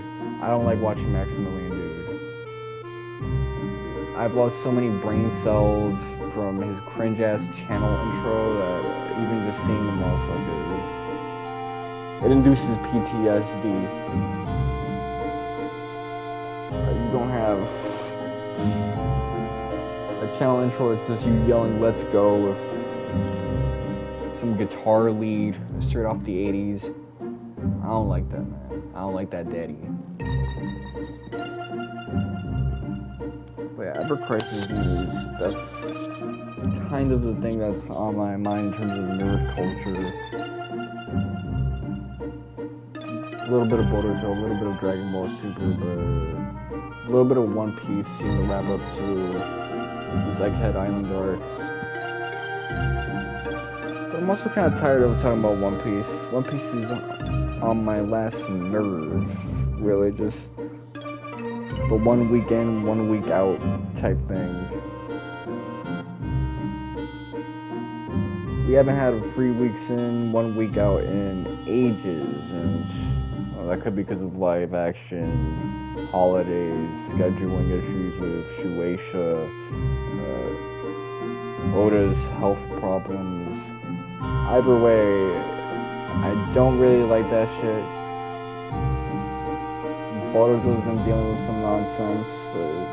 Those many moons of a hiatus to prepare for 2 Blue Spiral. Now the Naruto animation is kind of pushed back. I don't like that. It's not that big of a deal because I've seen the art style and it's not my thing anyway, but when you have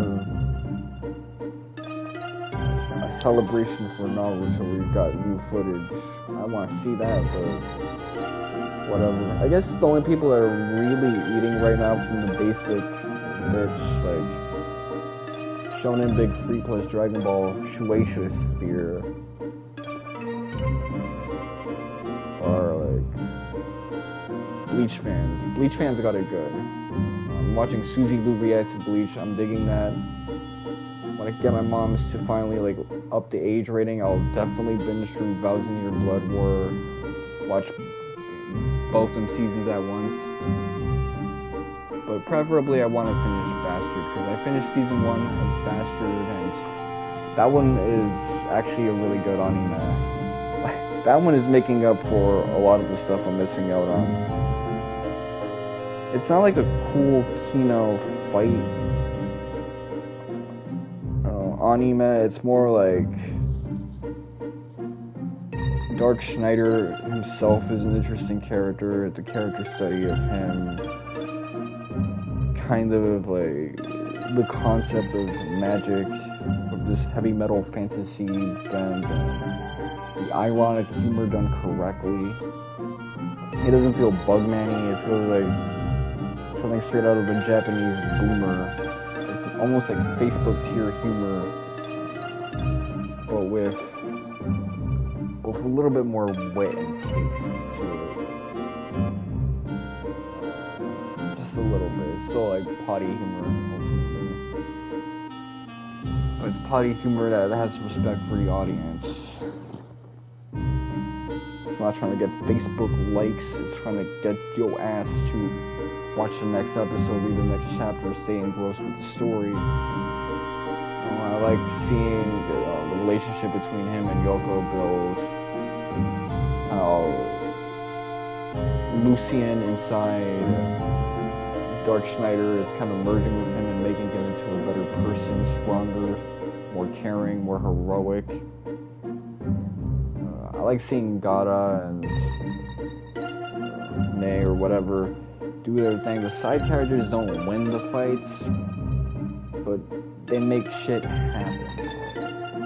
It's not like Dragon Ball where the side characters kind of pull it down until Goku actually does the things, and then they are useful when they're rescuing Goku's ass from the moments when he falls short.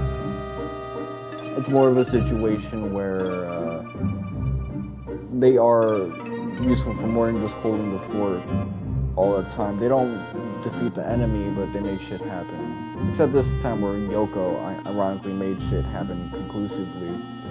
Because this dude Abigail, he was pissing me off, man.